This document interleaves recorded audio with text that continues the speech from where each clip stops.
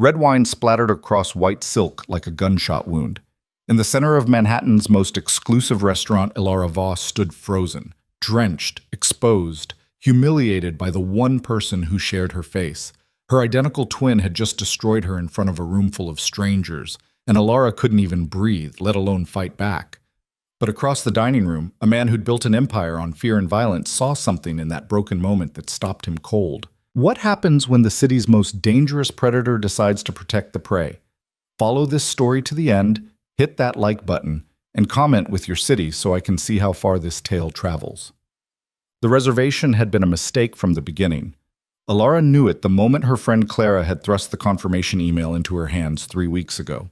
Eyes bright with that particular brand of cheerful tyranny that came from people who genuinely believed they knew what was best for you. You need to put yourself out there, Clara had insisted, as if Ilara's carefully constructed solitude was some kind of prison, rather than the sanctuary it actually was. Just one date. What's the worst that could happen?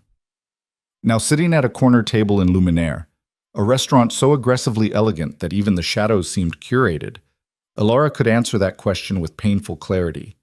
The worst was happening. The worst was being here at all. She tugged at the sleeves of her cream silk blouse, pulling the fabric down over her wrists in a gesture so habitual she barely registered doing it anymore. The restaurant hummed with the kind of cultivated sophistication that made her skin crawl. Crystal chandeliers casting warm light over tables where beautiful people conducted beautiful conversations with the ease of those who'd never spent an evening at home wondering if their own company was enough. The menu sat unopened before her. She'd glanced at it once, seen the prices, and felt her stomach clench. Even the fonts were intimidating, some elegant serif that probably had a pedigree longer than her own. Her phone buzzed. She grabbed it with embarrassing eagerness. Clara. How's it going? Is he there yet? Ilara's fingers hovered over the keyboard. The truth, that she'd arrived 20 minutes early because the thought of walking in to find her date already waiting had sent her anxiety into a spiral, seemed too pathetic to type out. Ilara. Not yet, still waiting. Clara. Don't be nervous. You look amazing. He's gonna love you. The lie was kind, at least. Ilara had chosen her outfit with the same careful calculation she applied to everything. Nothing too bold, nothing too memorable. Cream silk blouse, gray slacks, minimal jewelry. The art of being present without being seen, a skill she'd perfected over 28 years of trying not to take up too much space in the world. She glanced toward the entrance again, dreading the moment her date would arrive. Michael something. Finance, according to his profile. A friend of Clara's boyfriend. The setup had all the hallmarks of disaster, but refusing would have meant another lecture about her self-imposed isolation. And sometimes it was easier to just surrender.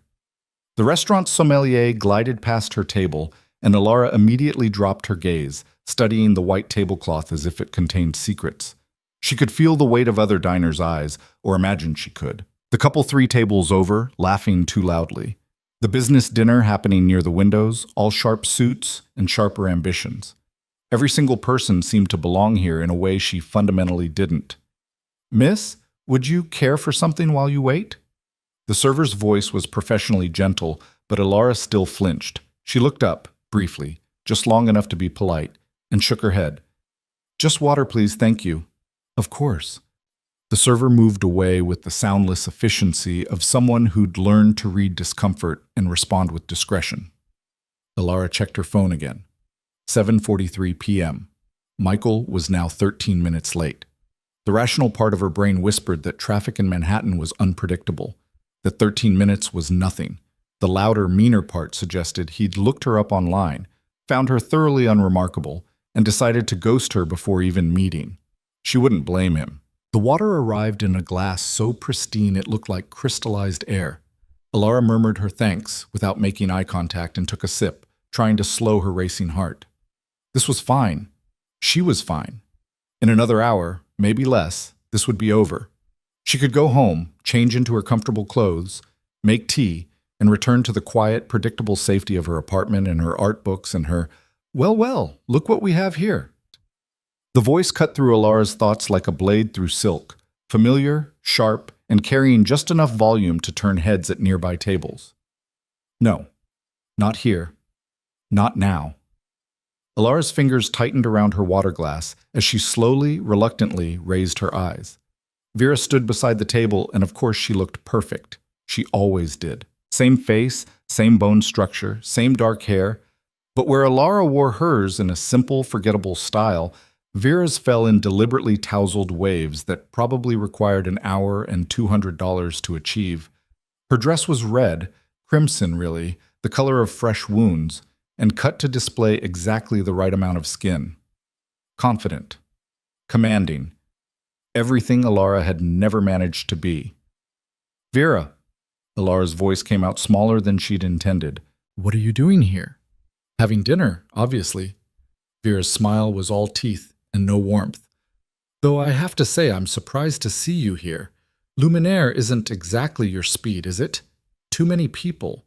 Too much. Visibility." The emphasis on the last word landed like a slap. Alara felt heat creeping up her neck, that familiar shame that Vera could summon with surgical precision. Around them, she could sense the attention of other diners. Not obvious, not intrusive, but there, watching, judging. "I'm meeting someone," Alara said quietly, as if that explained anything, as if it mattered. "Are you?" Vera's eyebrows rose in exaggerated surprise. "A date? You? I didn't know they were running a charity event tonight." The laughter that followed came from Vera's companion, a man Alara hadn't even noticed, too focused on her sister to register anyone else. He was tall, expensive-looking, the kind of generically handsome that came from good genetics and better personal trainers. He laughed at Vera's cruel joke like it was the height of wit. "Please," Alara whispered, "just go." "But we're just catching up," Vera said, her voice rising just enough to ensure nearby tables could hear. "It's been what, 3 months since we last spoke? You can't blame me for being curious about your life. I mean, I know there's not much to catch up on, but still." Alara's hands were shaking now. She pressed them flat against her thighs under the table, trying to steady herself, trying to find some scrap of courage or anger or anything that might help her stand up to her twin. But there was nothing. Just the same hollow feeling she always got around Vera, the sense that she was somehow less than, a rough draft of the person her sister had perfected.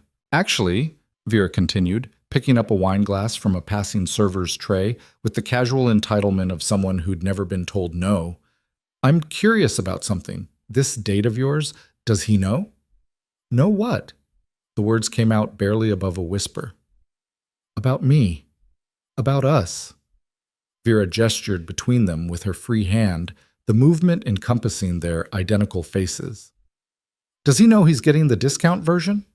Something in Alara's chest cracked. Not broke. It had broken too many times before to break cleanly now, but cracked. A hairline fracture in whatever fragile composure she'd managed to construct. "Vera, please. I mean, it's only fair to warn him, right?" Vera's eyes glittered with something that might have been amusement or might have been malice. With her, it was hard to tell the difference. That he's getting the sister who hides in museums all day, cataloging other people's art because she's too terrified to create anything of her own.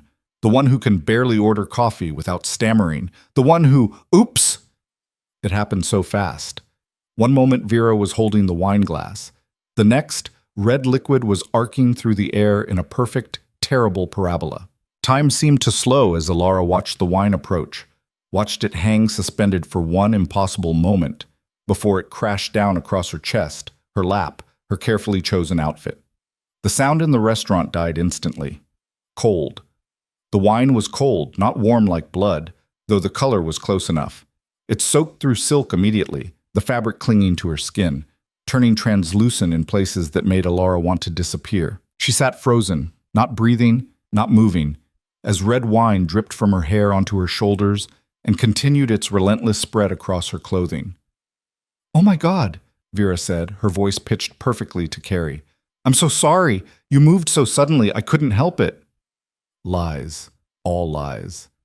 Alara had seen the deliberate tilt of Vera's wrist, the calculated aim, but she couldn't speak, couldn't defend herself. Her throat had closed entirely, locked tight with humiliation and shock. The restaurant was silent now except for the quiet drip of wine hitting the floor. Every eye in the room was on her. This pathetic woman in her ruined clothes sitting alone at a table clearly set for two, drenched in wine that looked disturbingly like she'd been stabbed. "Here, let me help." Vera reached toward her with a napkin, still performing concern for their audience. "Don't." The word came out strangled, barely human. Alara pushed back from the table, chair scraping loudly against the floor. She needed to leave, needed to run. But her legs wouldn't cooperate, wouldn't move, and she was trapped in this moment with all these people staring and her sister's false sympathy and the wine still dripping, and that's enough. The voice came from somewhere to Alara's left, male, quiet, but carrying an authority that made even the ambient noise of the restaurant seem to pause. Through the blur of her humiliation, she turned her head. A man stood there, tall, maybe 6'2", dressed in a charcoal suit that probably cost more than her monthly rent. Dark hair, dark eyes, a face that seemed carved from something harder than flesh. He wasn't looking at Vera, wasn't looking at the gathering crowd.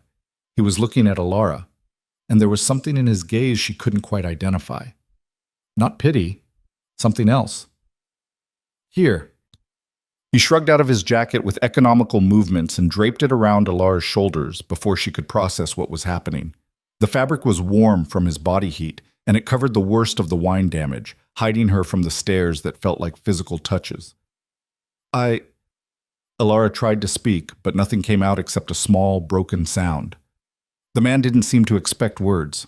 He shifted his position slightly, placing himself between Alara and the rest of the restaurant, blocking the view of curious diners with his body.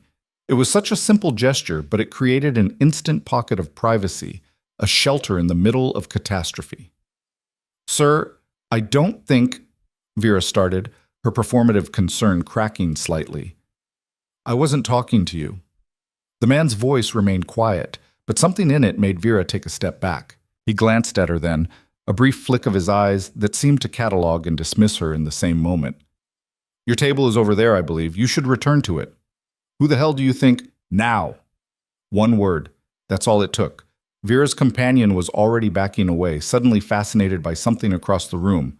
Vera herself hesitated, her face cycling through surprise, indignation, and then something that looked almost like fear before settling on cold fury. "This is a private matter," she said.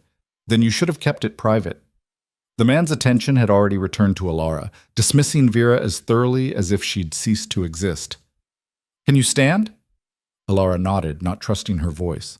With the jacket around her shoulders, she felt fractionally more human, though the wine was still cold against her skin and her hands were still shaking and she could still feel the weight of all those eyes. "My car is outside," the man continued. "I can have my driver take you home, or anywhere else you'd prefer." I don't know you."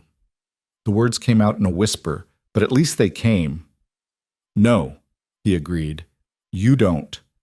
But I know what it looks like when someone's being deliberately hurt, and I don't tolerate it in my presence." There was something in the way he said it, not gallant, not performative, just factual. A statement of personal policy delivered with the same weight other people might use to discuss the weather. Behind him, Alara could see the restaurant manager approaching, his expression tight with concern and probably irritation at the scene disturbing his carefully maintained ambiance. She needed to leave before this got worse, before there were more questions and more attention and more people looking at her like she was something pathetic. "Okay," she heard herself say. "Okay." The man nodded once and turned slightly, addressing someone Alara couldn't see. "Marcus, the car." A figure materialized from somewhere near the entrance. Another man, broader, with the kind of build that suggested violence was always an option even if it wasn't currently employed. He nodded and disappeared. "Can you walk?" the stranger asked Alara. She tested her legs. They trembled but held. "Yes." "Then let's get you out of here." He didn't touch her, didn't take her arm or try to guide her physically. Instead, he simply moved, and his presence created a kind of corridor through the restaurant. Diners who'd been staring suddenly found their meals fascinating. The manager who'd been approaching veered off toward another table. Even Vera, still standing near Alara's abandoned table, seemed to shrink back as they passed. The October air hit Alara like a blessing when they stepped outside. Cool, clean, free of the restaurant's cloying perfume and the weight of judgment. She pulled the stranger's jacket tighter around herself, shivering. A black car waited at the curb. Not a limo, but something sleek and expensive. The broad man from inside held the door open. "Where are you headed?" the stranger asked. Alara gave her address in the East Village, her voice still shaky. The man, Marcus, nodded and closed the door once she was settled in the back seat. The stranger who'd rescued her remained on the sidewalk, watching through the tinted window. Alara found herself looking back at him, trying to understand what had just happened. He'd asked for nothing, expected nothing, just intervened. "Your jacket," she said suddenly, rolling down the window. "I'll need to return it." Something that might have been amusement flickered across his face. "Keep it for now. I know where to find you if I need it back." That should have been ominous, probably was ominous, but Alara was too wrung out to care. She nodded, and the car pulled away from the curb, leaving Luminaire and its horrors behind. It wasn't until she was halfway home, watching the city slide past in a blur of lights and strangers, that Alara realized she was crying. Silent tears that streaked her cheeks and dripped onto the expensive jacket wrapped around her shoulders. Tears for the humiliation, yes, but also for something else, for the casual cruelty of her twin, for her own inability to fight back, for the fact that a complete stranger had shown her more kindness in 5 minutes than Vera had in a lifetime. And underneath it all, a question that would haunt her through the sleepless night ahead. Who was he? The apartment was dark when she arrived. Alara's roommate Sarah was away for the week visiting family in Boston. A blessing, since it meant no questions about the wine-soaked clothes or the expensive jacket or the tears that wouldn't quite stop. Alara dropped her keys in the bowl by the door and stood in the entryway for a long moment, trying to decide what to do first. Shower, probably. Get the wine out of her hair. Salvage what she could of the silk blouse, though it was probably ruined beyond repair. Instead, she sank down onto the floor right there in the hallway, her back against the wall, and let herself fall apart properly. The kind of crying that came from somewhere deep and desperate. The kind she usually suppressed, because what was the point? Crying didn't change anything. It didn't make Vera less cruel or Alara less weak or the world less overwhelming. But tonight, alone in her dark apartment wrapped in a stranger's jacket, she cried anyway. Her phone buzzed. Clara, probably, wanting to know how the date went. Alara ignored it. She'd deal with that tomorrow, with the explanations and the sympathy and the inevitable suggestion that she should stand up for herself more, as if she hadn't tried 1,000 times and failed every single one. When the crying finally subsided into hiccups and exhaustion, Alara pulled herself off the floor and made her way to the bathroom. The mirror confirmed what she already knew. She looked like disaster. Red-rimmed eyes, wine-stained hair, skin blotchy from tears. The silk blouse was definitely ruined, the wine having set into the fabric like a scar. She peeled off the destroyed clothes and stepped into the shower, letting the hot water wash away the physical evidence of the evening. The emotional evidence would take longer. Would take always, probably. Afterward, dressed in soft pajamas with her hair wrapped in a towel, Alara finally looked at her phone. 17 missed messages. Most from Clara, increasingly frantic. 3 from a number she didn't recognize. Michael, she assumed, the date who'd never showed up. Probably for the best. She couldn't imagine trying to make conversation after what had happened. She responded to Clara with a simple text. Didn't work out. I'm fine. Talk tomorrow. Then she opened her laptop and did what she always did when the world became too much. She lost herself in art. The Metropolitan Museum's digital collection spread across her screen, thousands of images cataloged and categorized and safe. Alara had been working as an assistant curator there for 3 years now, a job that let her spend her days surrounded by beauty, created by people brave enough to make something permanent. She'd never been brave enough herself, had never put brush to canvas or pen to paper with the intention of creating art. But she could appreciate it, she could protect it, and on nights like this, she could hide in it. She pulled up the file she'd been working on before the date, a small 17th century oil painting that had recently been donated to the museum.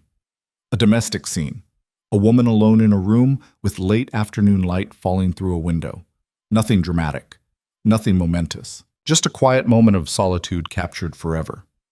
Alara had spent weeks researching the painting's provenance, tracking its journey through private collections and auction houses. It was the kind of meticulous, solitary work she excelled at, No performance required, no pretending to be someone she wasn't. Her fingers flew across the keyboard, adding notes to the catalog entry, cross-referencing similar works from the same period. The world narrowed to the glow of the screen and the soft click of keys, and the familiar, comfortable territory of facts and dates and attribution. She worked until her eyes burned and the numbers on her bedside clock read 2:47 a.m. Only then did she close the laptop and crawl into bed, the stranger's jacket still draped over her desk chair where she'd carefully hung it. Sleep came in fragments, interrupted by half-dreams where wine spilled in endless loops and crowds of strangers laughed while Alara stood frozen and unable to speak. In one dream, the dark-eyed man from the restaurant appeared, but instead of offering his jacket, he simply looked at her with an expression she couldn't read and walked away. She woke at dawn feeling like she'd been through a war. The weekend passed in a haze of avoidance. Clara called 6 times. Alara answered none of them, sending increasingly brief texts that promised she was fine, just tired, just needed some space. By Sunday evening, Clara seemed to accept defeat and stopped calling. Vera didn't reach out at all, which was somehow worse than if she had. The silence felt intentional, calculated, a reminder that the humiliation at Luminaire had been just another Tuesday for her sister, not worth following up on, already forgotten. Monday arrived with reluctant autumn sunshine and the obligation to return to the real world. Alara dressed with extra care, as if the right combination of neutral colors and unremarkable accessories could serve as armor against whatever the week might bring. The museum was quiet when she arrived, still 30 minutes before it opened to the public. She loved this time, the galleries empty and echoing, the art patient and permanent in the early light. She could breathe here in a way she couldn't anywhere else. "Alara, there you are." She turned to find Daniel, the senior curator, bearing down on her with his usual caffeinated intensity. He was 50-something, rail-thin, and possessed the kind of manic energy that came from spending too much time around objects that had outlived entire civilizations. "Morning, Daniel." "Morning? Yes, good. Listen, we've got a situation with the Baroque acquisition. The provenance documentation is raising some questions. Nothing serious, but the director wants eyes on it before the board meeting Thursday. Can you prioritize it?" Of course! Relief flooded through her. Work. Problems she could solve, questions with actual answers. "Excellent. Also, someone came by looking for you on Friday afternoon. Man, didn't leave a name, said he'd come back." Alara's stomach dropped. "Did he say what he wanted?" "No, and I didn't ask. You know me, allergic to small talk." Daniel was already walking away, his mind clearly on the 17 other crises competing for his attention. Probably a donor. You know how they like to feel personally connected to the staff. But Alara did know the museum's major donors, at least by sight. And something in her gut said this visitor had nothing to do with charitable giving. She spent the morning buried in provenance documentation, tracking an oil painting's journey from a Roman palazzo through 2 world wars and 3 continents. The work was exacting and demanded complete attention, exactly what she needed to keep her mind off the disaster at Luminaire. Lunch came and went. She ate a granola bar at her desk, too absorbed in a 1940s auction catalog to bother with the cafeteria. The afternoon bled into evening. The museum closed at 5:30, and Alara finally surfaced from her research at 6, blinking in the fluorescent light of her office like something emerging from hibernation. Her phone showed 2 missed calls from an unknown number. No voicemail. She gathered her things slowly, suddenly reluctant to leave the museum's safety for the unpredictable world outside. But the security guard was making his rounds, and she couldn't stay forever, much as she might want to. The October evening had turned cold, proper autumn settling in now. Alara pulled her coat tighter and headed for the subway, her mind already half-focused on the evening ahead. Dinner? Probably just toast. Maybe some work on the catalog entry she'd been drafting, definitely an early night. She made it 3 blocks before she realized someone was following her. It wasn't anything obvious. No footsteps speeding up, no one calling her name. Just a prickling awareness at the back of her neck, the sense of being watched that she'd learned to trust over years of trying to make herself invisible.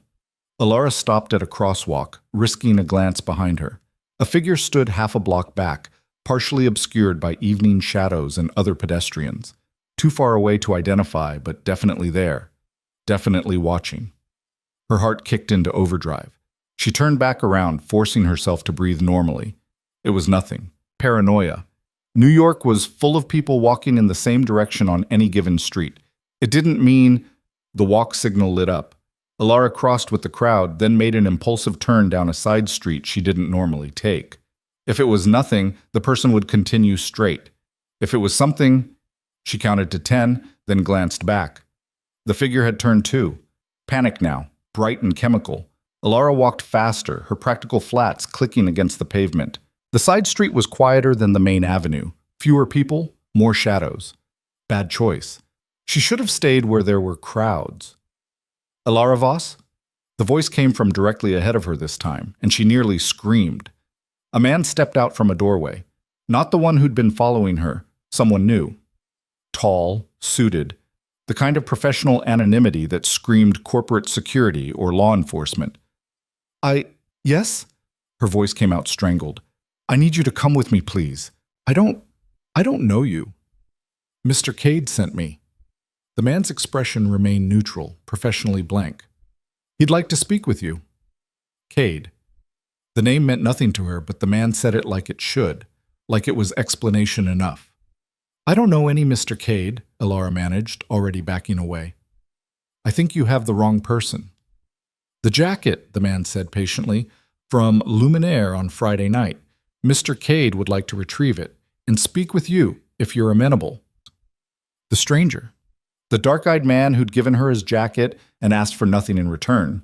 Except now, apparently he was asking, or not asking, having her followed, having her cornered on a dark street by men who spoke in the careful, neutral tones of professional intimidation. I can bring the jacket to him, Alara said, still backing away. Just tell me where... Miss Voss. The man took a step forward and Alara flinched. He stopped immediately, raising his hand slightly in a gesture of peace. I apologize. I'm not explaining this well. Mr. Cade genuinely just wants to speak with you. At your convenience, no pressure, but he asked me to extend the invitation in person, and I'm not great at this kind of thing. Was that a hint of actual discomfort in the man's voice? Alara studied him more carefully. He did look uncomfortable, actually, like someone who was much better at other tasks being forced into diplomatic service. He could have called, she said carefully. He doesn't have your number, and he thought showing up at the museum might make you uncomfortable. So, having me followed is better? I wasn't, the man sighed. Point taken. Look, I have a card. It has an address. Mr. Cade would appreciate it if you'd visit at your earliest convenience. That's all. No obligation. He extended a small card, black with silver embossing. Alara took it without getting too close, holding it like it might bite. Adrian Cade, the Meridian Penthouse. An address in Tribeca. No phone number, no email, no job title, just a name and a location printed in elegant sans serif font. What does he want? Alara asked. To talk to you, the man repeated. That's all he told me. That's not an answer. It's the only one I have. The man was already stepping back, melting into the evening shadows. The invitation stands. No expiration. Your choice. Then he was gone, and Alara was alone on the side street with a business card and a hammering heart and absolutely no idea what to do next. She made it home in a daze, double-checking every few blocks to make sure no one was following her this time. The apartment was still empty. Sarah's family visit had extended through the week, and Alara had never been so grateful for solitude. The jacket still hung on her desk chair. She'd meant to have it cleaned, to return it somehow, but the weekend's paralysis had prevented any action. Now she stared at it like it was evidence of a crime she didn't understand. Who was Adrian Cade? And what did he want with her? She pulled out her laptop and typed his name into the search bar. The results were sparse. A few mentions in business journals, always vague. Real estate developer, private equity investor, Manhattan businessman. But nothing concrete, no social media presence, no photos except one grainy image from a charity gala 3 years ago, too blurry to make out features. The absence of information was information itself. In an age where everyone's life was documented and cataloged and available for consumption, this kind of digital silence required effort, Required intention. Alara's phone buzzed. Unknown number. She stared at it for 3 rings before answering. Hello? Miss Voss. A male voice, not the one from earlier. Older, rougher. This is Marcus. We met on Friday night. The driver. The broad man who'd opened the car door. Oh, hello. I'm calling on behalf of Mr. Cade. He wanted me to apologize if his associate made you uncomfortable this evening. That wasn't the intention. What was the intention? Alara asked, surprising herself with the directness. A pause. He wants to talk to you, that's all. No games, no pressure, just a conversation. About what? That's between you and him, miss. But I've known Mr. Cade for 15 years, and I've never seen him take an interest in someone the way he did after Friday night. He's not looking to hurt you. Quite the opposite, I think.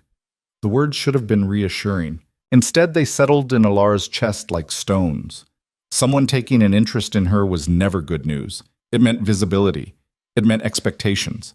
It meant the possibility of disappointing yet another person who'd momentarily thought she might be worth knowing. I don't know, she whispered. That's fair, Marcus said. But think about it. And Miss Voss?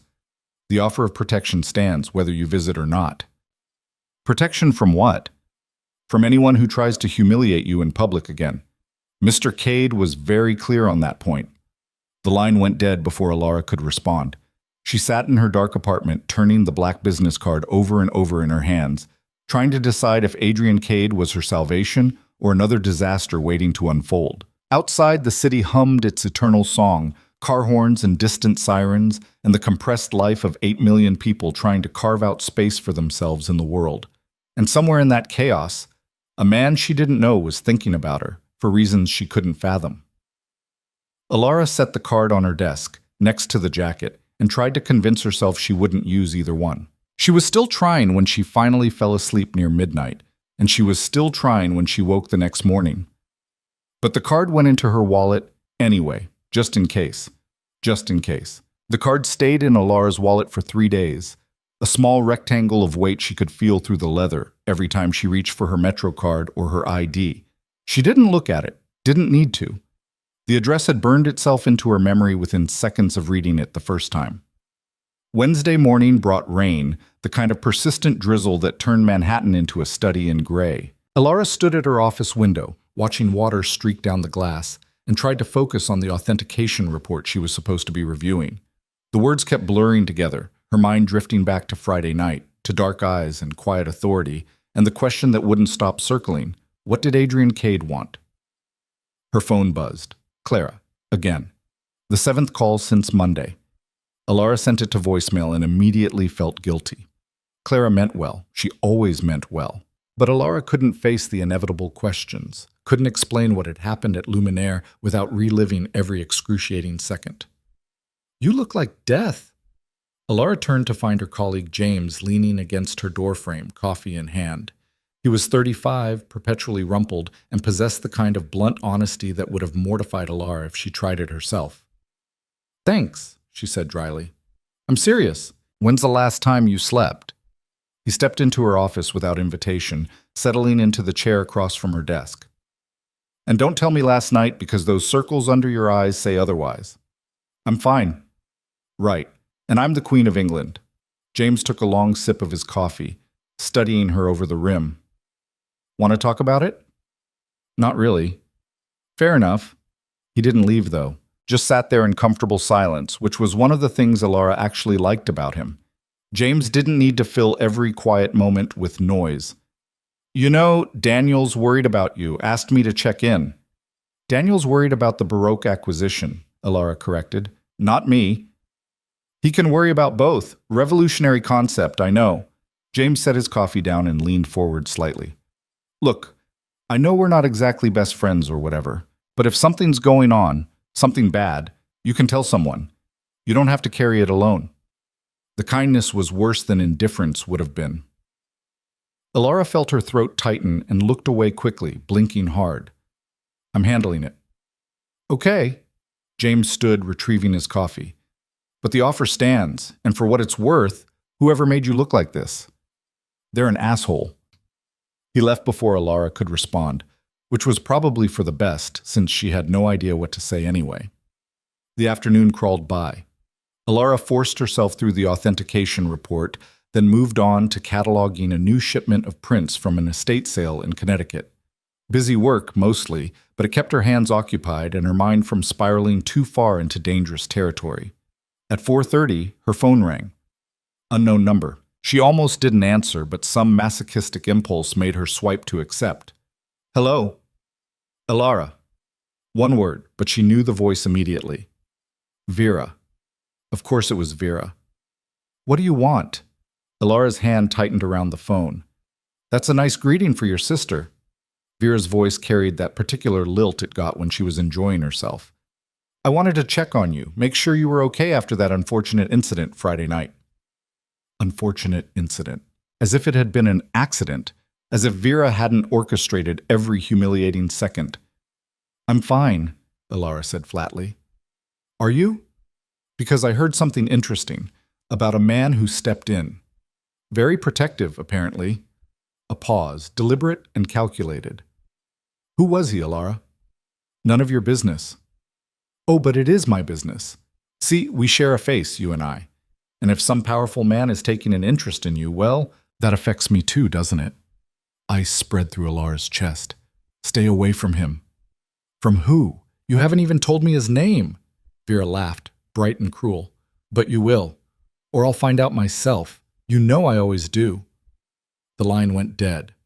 Alara sat frozen, staring at her phone. Vera knew about Adrian. Somehow she knew, which meant she'd been asking around, digging, using that razor-sharp focus she employed when she wanted something. The authentication report swam before Alara's eyes. She couldn't focus, couldn't think past the cold certainty settling in her bones. Vera wouldn't let this go. She never let anything go, especially not when it involved Alara having something, or someone, that Vera didn't. Before she could talk herself out of it, Alara pulled the black card from her wallet and typed the Meridian's address into her phone. 20 minutes by subway, 15 if she walked fast enough. She was out the door before her rational mind could catch up. The rain had stopped, leaving the street slick and reflective. Alara walked quickly, her heart pounding a rhythm that matched her footsteps. This was stupid, reckless. She should go home, lock her door, pretend none of this was happening. But Vera's voice kept echoing in her head, promising interference, promising disaster. And underneath the fear was something else, something she barely recognized, anger. Not the hot, explosive kind she'd never been able to access, but a cold, determined fury at the idea of Vera poisoning this too, whatever this was. The Meridian rose 30 stories into the darkening sky, all glass and steel and money. The lobby was aggressively luxurious, marble floors, modern art that probably cost more than Alara made in a year. A front desk staffed by people who looked like they'd been cast for a film about elegant gatekeepers. Alara approached the desk, her resolve already wavering. I'm here to see Adrian Cade. The woman behind the desk didn't blink. Your name? Alara Voss. Something flickered across the woman's face. Recognition, maybe, or surprise. She picked up a phone, pressed a button, murmured something too quiet to hear. Then she hung up and smiled professionally. Mr. Cade is expecting you. Penthouse elevator is on your right. You'll need this. She handed Alara a sleek black keycard. The elevator was empty, silent except for the soft hum of machinery. Alara watched the floor numbers climb, her stomach dropping with each ascending digit. What was she doing? She didn't know this man, didn't know anything about him except that he'd been kind once, and his absence from the internet suggested things she probably didn't want to examine too closely. The doors opened directly into a penthouse apartment. Not a hallway, not a landing. The elevator simply released her into a space so vast and open that Alara's first instinct was to step back inside and press the lobby button. Floor-to-ceiling windows looked out over Manhattan, the city spread below like a carpet of light. The furniture was minimal, expensive, chosen by someone who understood that true luxury was restraint. Miss Voss? Adrian Cade stood near the windows, backlit by the city. In the restaurant, she'd registered him as tall and dark-eyed and compelling. Here, in his own space, he was something else entirely. Dangerous, maybe, or just powerful in a way that made the air feel different. Mr. Cade, her voice came out steadier than she'd expected. Adrian, please. He moved away from the windows, and the movement was controlled, economical, nothing wasted. Thank you for coming. I wasn't sure you would. I wasn't sure either. That's a hint of something, amusement, maybe, crossed his face. Honest. I appreciate that. He gestured toward a seating area. Can I offer you something? Water? Coffee? Water would be good. Alara perched on the edge of a chair that probably cost more than her monthly rent, trying not to look as terrified as she felt. Adrian poured water from a crystal pitcher, handed her the glass, then settled into the chair across from her. Not too close, leaving space, like he understood that proximity was a threat in itself. I should return your jacket, Alara said, latching onto the concrete thing she could control. I had it cleaned. It's at my apartment. Keep it. Adrian's eyes hadn't left her face. It looks better on you anyway. The comment should have been smooth, practiced. Instead, it landed like simple observation, stated fact rather than flirtation. Why did you help me? The question escaped before Alara could stop it. At the restaurant. Adrian was quiet for a moment, considering. When he spoke, his voice was measured. Because I know what cruelty looks like. And I don't tolerate it. You don't know me. No, he agreed. But I know enough. What does that mean? It means I've spent my life around predators, Miss Voss. I recognize the hunting patterns. What your sister did to you, that was calculated, designed to cause maximum damage with minimum consequence to herself. The kind of tactical cruelty that comes from practice. The accuracy of it stole Alara's breath. She took a sip of water to cover her reaction, but Adrian saw anyway. Of course he did. You've looked into me, she said. Yes. That's invasive? Probably, but I make it a point to understand situations before I involve myself in them. He leaned back slightly. You're an assistant curator at the Met. You've worked there for 3 years. Before that, you got your master's at NYU in art history. You live in the East Village with a roommate named Sarah Chen. You don't have social media. You keep to yourself. And you have an identical twin sister who seems to take pleasure in making your life hell.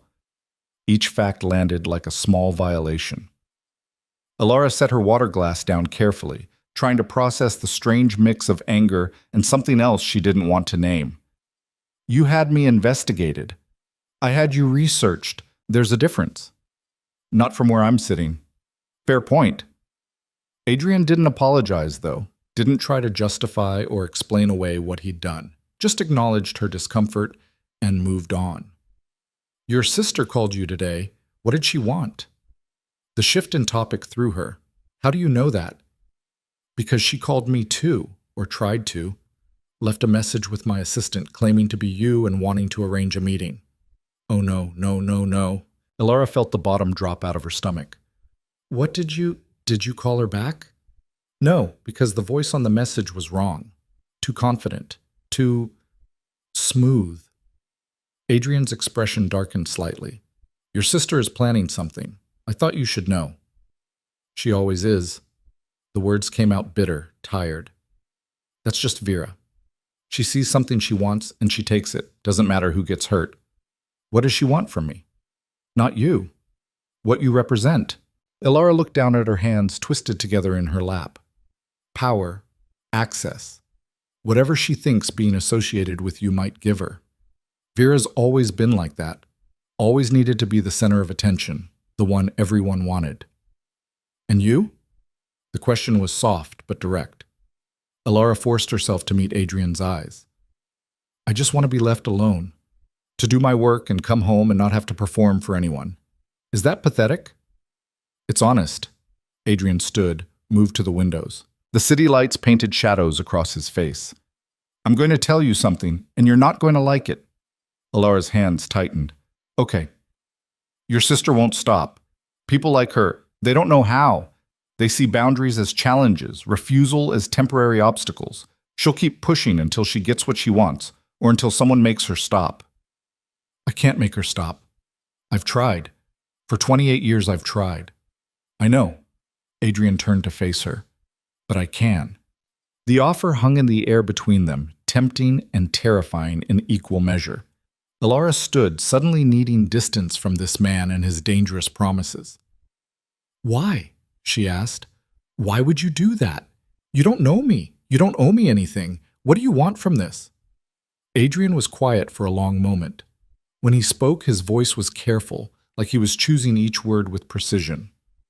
I want you to not flinch when someone approaches you. I want you to be able to sit in a restaurant without looking like you're waiting for an attack. I want you to stop making yourself small. That's not an answer. It's the only one I have right now. He moved closer, and Alara forced herself not to step back. But if you need something more concrete, I'm interested. In you. In who you are when you're not being systematically diminished by someone who should protect you. You don't know who I am. Then let me find out. It was too much, too fast, too everything. Alara shook her head, backing toward the elevator. I should go. This was a mistake.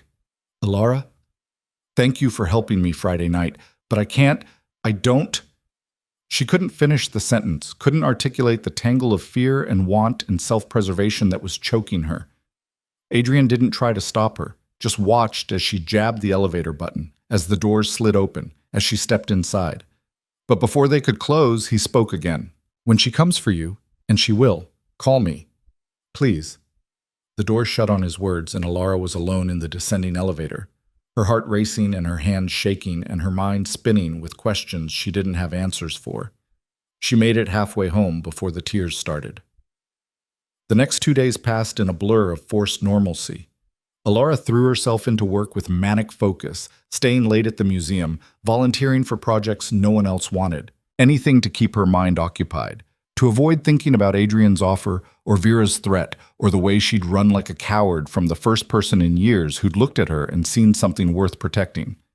Friday evening found her alone in the conservation lab, examining a small Renaissance oil painting under magnification.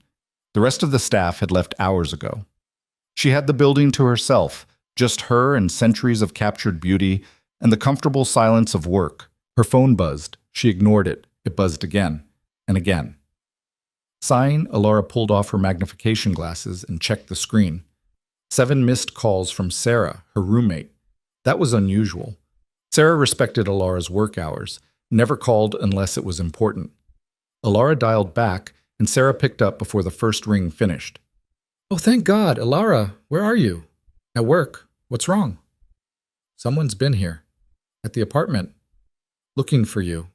Ice flooded Alara's veins. What? Who? I don't know, a woman. She said she was your sister, but something felt off. She was pushy, demanding, wanted to know where you were when you'd be back. I told her I didn't know, and she got aggressive. What did she look like? Like you, obviously. Same face, same height, but different. Harder somehow. She had this way of looking at you, like she was calculating things. Vera. Of course it was Vera. Did you let her in? Alara was already packing up her things, her hands moving on autopilot. No, I told her to leave, but Alara, she said she'd be back, and she knew things about your schedule, about the museum. How does she know that stuff? Because Vera made it her business to know. Because Vera collected information like weapons and deployed them with surgical precision. Lock the door, Alara said, heading for the exit.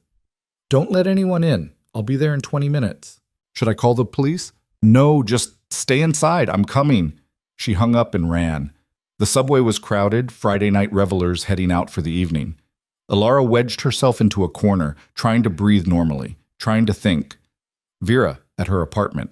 Vera interrogating Sarah. Vera escalating. Adrian's words echoed in her memory. She won't stop. The apartment building looked normal when Alara arrived.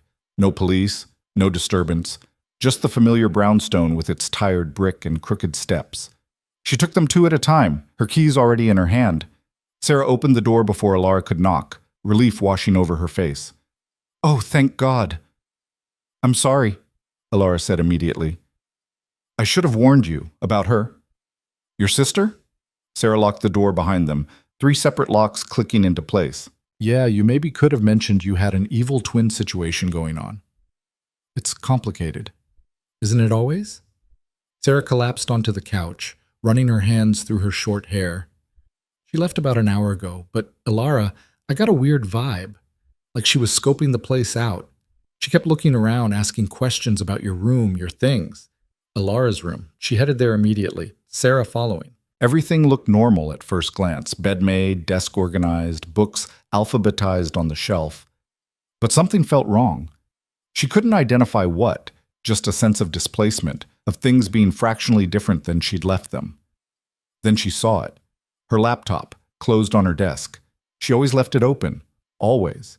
It was a small thing, probably meaningless, but it sent alarm bells ringing through her chest. She was in here, Alara said quietly. What? How do you know? My laptop. I didn't close it. Alara opened it, her fingers trembling slightly. The login screen appeared, password protected. But Vera was smart. Vera would have found a way. Should we check if anything's missing? Sarah asked. Alara did a quick inventory, nothing obvious gone. But her work notes were still up on the screen, the file she'd been reviewing yesterday about the museum's upcoming exhibition schedule. Harmless information mostly. Except for the donor list at the bottom, names and contact information for the people funding the next show. Damn it, Alara whispered. What? She was looking for information about my work, about who I know. About Adrian, Alara didn't say. About any connection Vera could exploit. Her phone buzzed, unknown number. Against her better judgment, Alara answered. Hello? You've been avoiding me, little sister. Vera's voice sweet as poison. Alara's hand tightened on the phone. Stay away from my apartment. Your apartment? I was just visiting, catching up with your roommate. She's lovely, by the way. Very protective of you. What do you want, Vera? The same thing I've always wanted. What's mine? A pause calculated for maximum impact. Tell me about Adrian Cade. There it was, the real reason for everything. Alara closed her eyes, fighting the urge to hang up, to run, to disappear. There's nothing to tell. Liar. I know he helped you at Luminaire. I know you went to see him. I know he has money and power and connections that could be very useful to the right person. Vera's voice sharpened. So here's what's going to happen. You're going to introduce us, properly. And you're going to step aside while I remind him that he doesn't need the damaged copy when he can have the original. He's not interested in you. He will be. Once I show him what you can't. The confidence in Vera's voice was absolute, unshakable. You've never been able to keep anything, Alara. Not friends, not opportunities, certainly not men. What makes you think this will be different? Because Adrian saw through you already, Alara wanted to say. Because he recognized the hunting pattern. Because for once in her life, someone had chosen her over the performance Vera could provide. But saying any of that would only make things worse. Leave him alone, Alara said instead, her voice barely above a whisper. Or what? You'll stop me. Vera laughed. We both know you won't. You never do. You just fold like you always have, like you always will. It's pathetic, really. The line went dead. Alara stood in her violated room, holding her phone, and felt something inside her finally break. Not the way it had broken before, not fracturing into smaller, more fragile pieces. This was different. This was the breaking that came before transformation, the shattering that made space for something new. Sarah was watching her with concern. You okay? No. Alara pulled the black business card from her wallet, stared at the embossed letters. But I'm done running. She dialed before she could change her mind. Adrian answered on the second ring. Alara. She was at my apartment, going through my things, and she just called, demanding I introduce you. The words tumbled out fast, pressured. You were right. She won't stop. Where are you now? Home. My roommate's here. Stay there. I'm sending a car. Pack a bag. What? No, Alara. His voice was gentle but firm. She knows where you live. She's escalating. You're not safe there. I can't just leave. I have work tomorrow, and none of that matters if she hurts you. Please, let me help. The please did it. That small word offered without expectation, without manipulation, just a request. Okay, Alara heard herself say. Okay. 20 minutes later, she was in the back of a black car with a hastily packed duffel bag and Sarah's worried face receding in the rearview mirror. The driver, Marcus, the same one from Luminaire, said nothing, just navigated through traffic with professional efficiency. They didn't go to the Meridian. Instead, Marcus pulled up to a different building in Chelsea, smaller, less ostentatious. He handed Alara a key. Mr. Cade owns the top floor.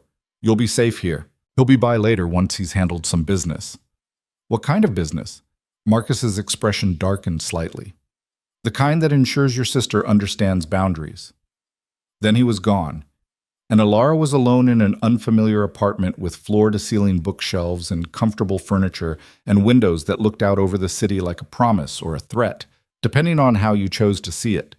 She dropped her bag by the door and sank onto the couch, suddenly exhausted. This was insane. She was in a stranger's apartment, hiding from her own sister, trusting a man she barely knew because he'd been kind once, and because she was desperate, and because something in his eyes suggested he understood the particular kind of damage Vera inflicted. Her phone buzzed. Clara, finally. Alara answered, too tired to avoid it anymore. Where have you been? Clara demanded.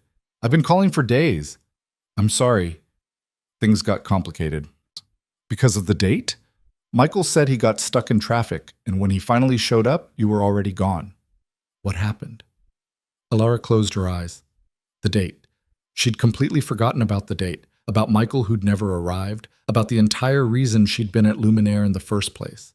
It felt like years ago instead of less than a week. Vera happened, she said quietly. Clara's sharp intake of breath carried across the line.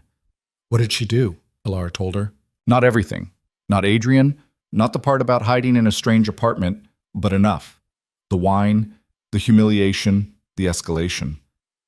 That's it, Clara said when Alara finished. I'm coming over. Where are you? Not at home. Then where? Alara hesitated. Somewhere safe. I can't explain right now, but I'm okay. I promise. Alara Voss, if you're in danger, I'm not. I'm being careful. I just need some time to figure things out.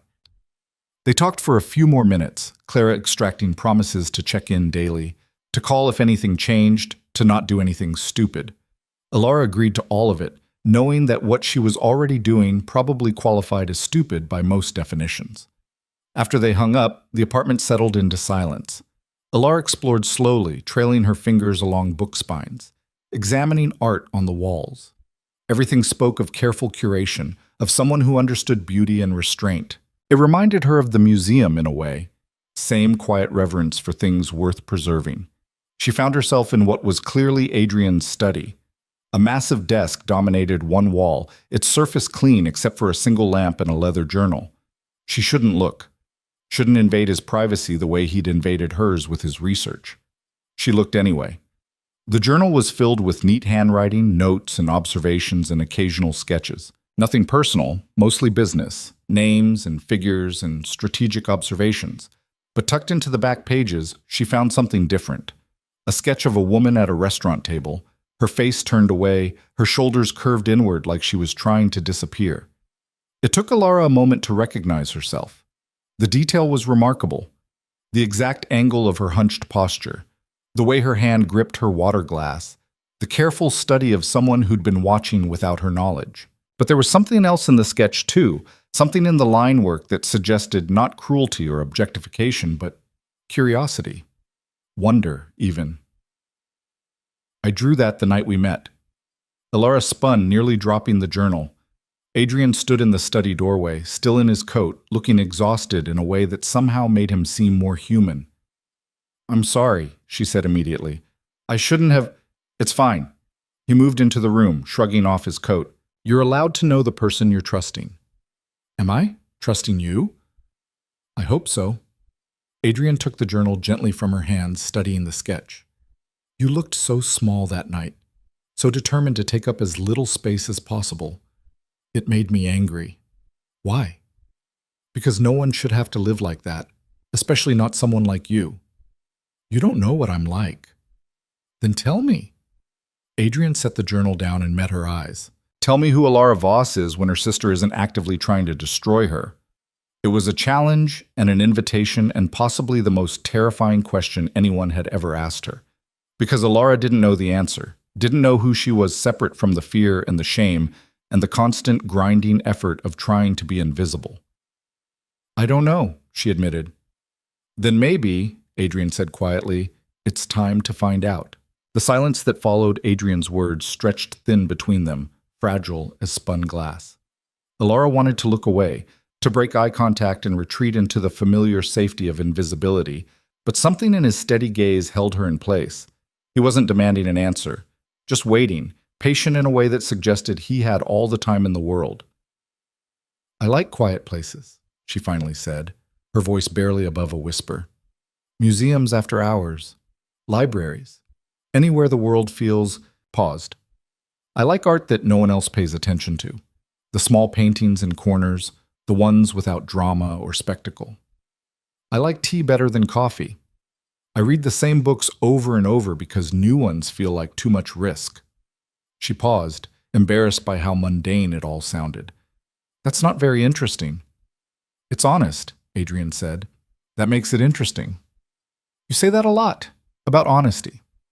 "Because it's rare." He moved to the window, and Alara found it easier to breathe without his full attention on her. "Most people I know have spent so long performing that they've forgotten what's real underneath. You haven't. That's worth something. Or it means I'm just bad at performing. Maybe it means you're good at being yourself." Adrian turned back to her. "Have you eaten? It's past 9. The subject change was so abrupt that Alara almost laughed. "No, I came straight here." "Then let's fix that." He headed toward what she assumed was the kitchen. "I'm not much of a cook, but I can manage pasta. You're not allergic to anything?" "No." Alara followed him, feeling off balance. This wasn't how she'd imagined the evening going, hiding in a strange apartment, watching a man who commanded enough power to frighten her sister make pasta like it was the most normal thing in the world. The kitchen was smaller than the other rooms, efficient rather than showy. Adrian moved through it with the same economy of motion he applied to everything else, pulling ingredients from cabinets, setting water to boil. His sleeves were rolled up now, exposing forearms marked with old scars. Thin white lines that spoke of violence survived. Alara found herself staring at them until Adrian noticed. "Knife fight," he said simply, following her gaze. "Long time ago. I was younger and stupider." "What were you fighting about?" "Territory, money, the usual things men fight about when they're too proud to walk away." He added salt to the water, not looking at her. "I've done a lot of things I'm not proud of, Alara. You should know that before you decide to trust me." "Are you trying to scare me?" "I'm trying to be honest with you. Same thing you're doing for me." The pasta was simple: olive oil, garlic, herbs, parmesan. They ate at the kitchen island, sitting on stools that were just uncomfortable enough to keep the moment from feeling too domestic, too intimate. Adrian asked her about the museum, and Alara found herself talking about her work in a way she rarely did: the satisfaction of tracing a painting's history, the puzzle of authentication, the quiet thrill of discovering something everyone else had missed. "You love it," Adrian observed. "Your whole face changes when you talk about it. It's the only place I've ever felt like I belonged." Alara pushed pasta around her plate. "Pathetic, right? That I'm more comfortable with dead artists than living people." "Not pathetic, self-aware." Adrian stood, collecting their plates. "Though I think you sell yourself short on the living people front. You've known me for a week, less than a week. Long enough to see what you can't." He rinsed the dishes, his back to her. "You're not weak, Alara. You're just careful. There's a difference." Before she could respond, Adrian's phone buzzed. He checked it, and something in his expression shifted, hardened into the version of himself that had made Vera's companion back down at Luminaire. "What is it?" Alara asked. "Your sister." Adrian set the phone on the counter. "She's outside the Meridian, demanding to see me." Ice spread through Alara's chest. "How did she know you'd be there?" "She didn't. She's been there for 3 hours, according to building security. Just waiting." Adrian's voice was flat, emotionless. "Do you want to know what she told them?" Alara wasn't sure she did, but she nodded anyway. "That she's you, that we had plans tonight and I stood her up, that she's worried about me." Adrian finally looked at Alara, and his eyes were cold in a way that should have frightened her but somehow didn't. "She's committed to the performance."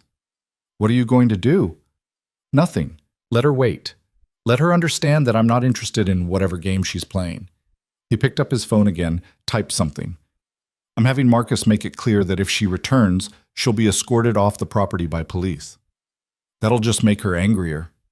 "Good. Angry people make mistakes." Adrian moved back around the island, studying Alara's face. "You're scared of her." It wasn't a question, but Alara answered anyway. Yes. Why? What's the worst thing she's ever done to you? The question opened something inside Alara that she'd kept locked for years. She looked down at her hands, twisted together in her lap, and the words came out before she could stop them. When we were 16, I had a boyfriend. First one ever. His name was David, and he was quiet like me, kind. We'd spend hours in the library together, just reading side by side. The memory hurt, sharp and fresh despite the years. Vera found out.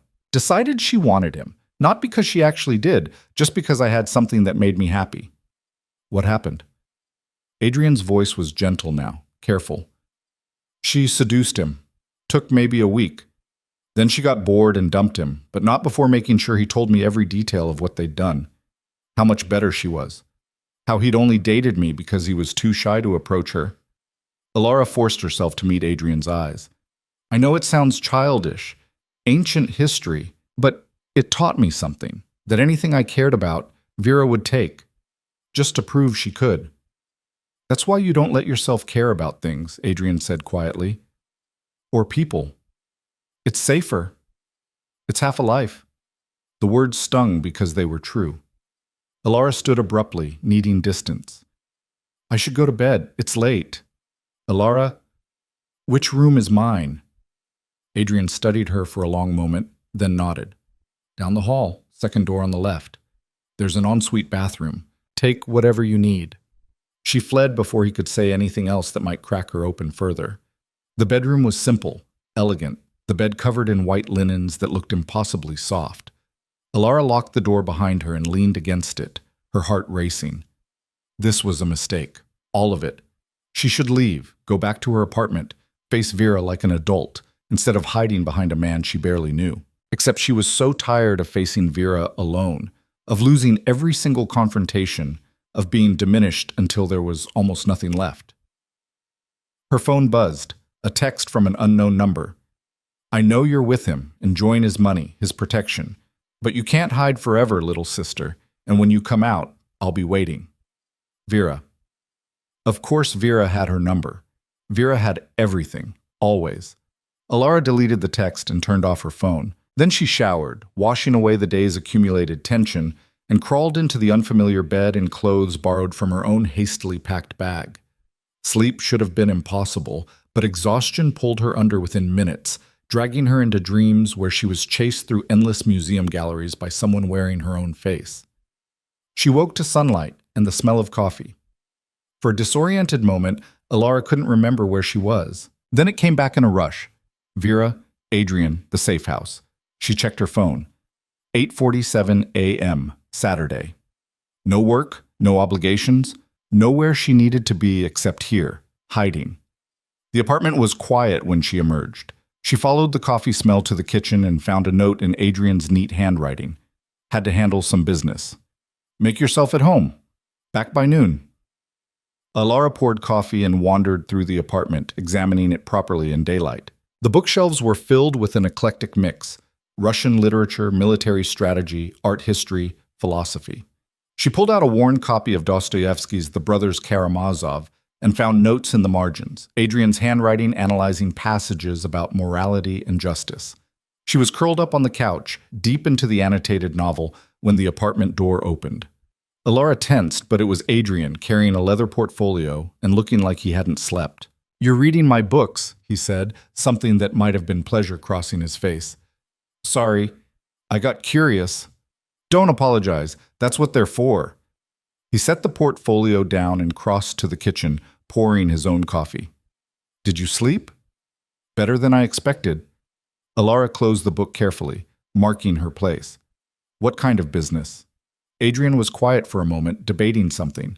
Then he said, the kind that ensures your sister understands consequences. What does that mean? It means I made some calls, applied some pressure in places where it matters.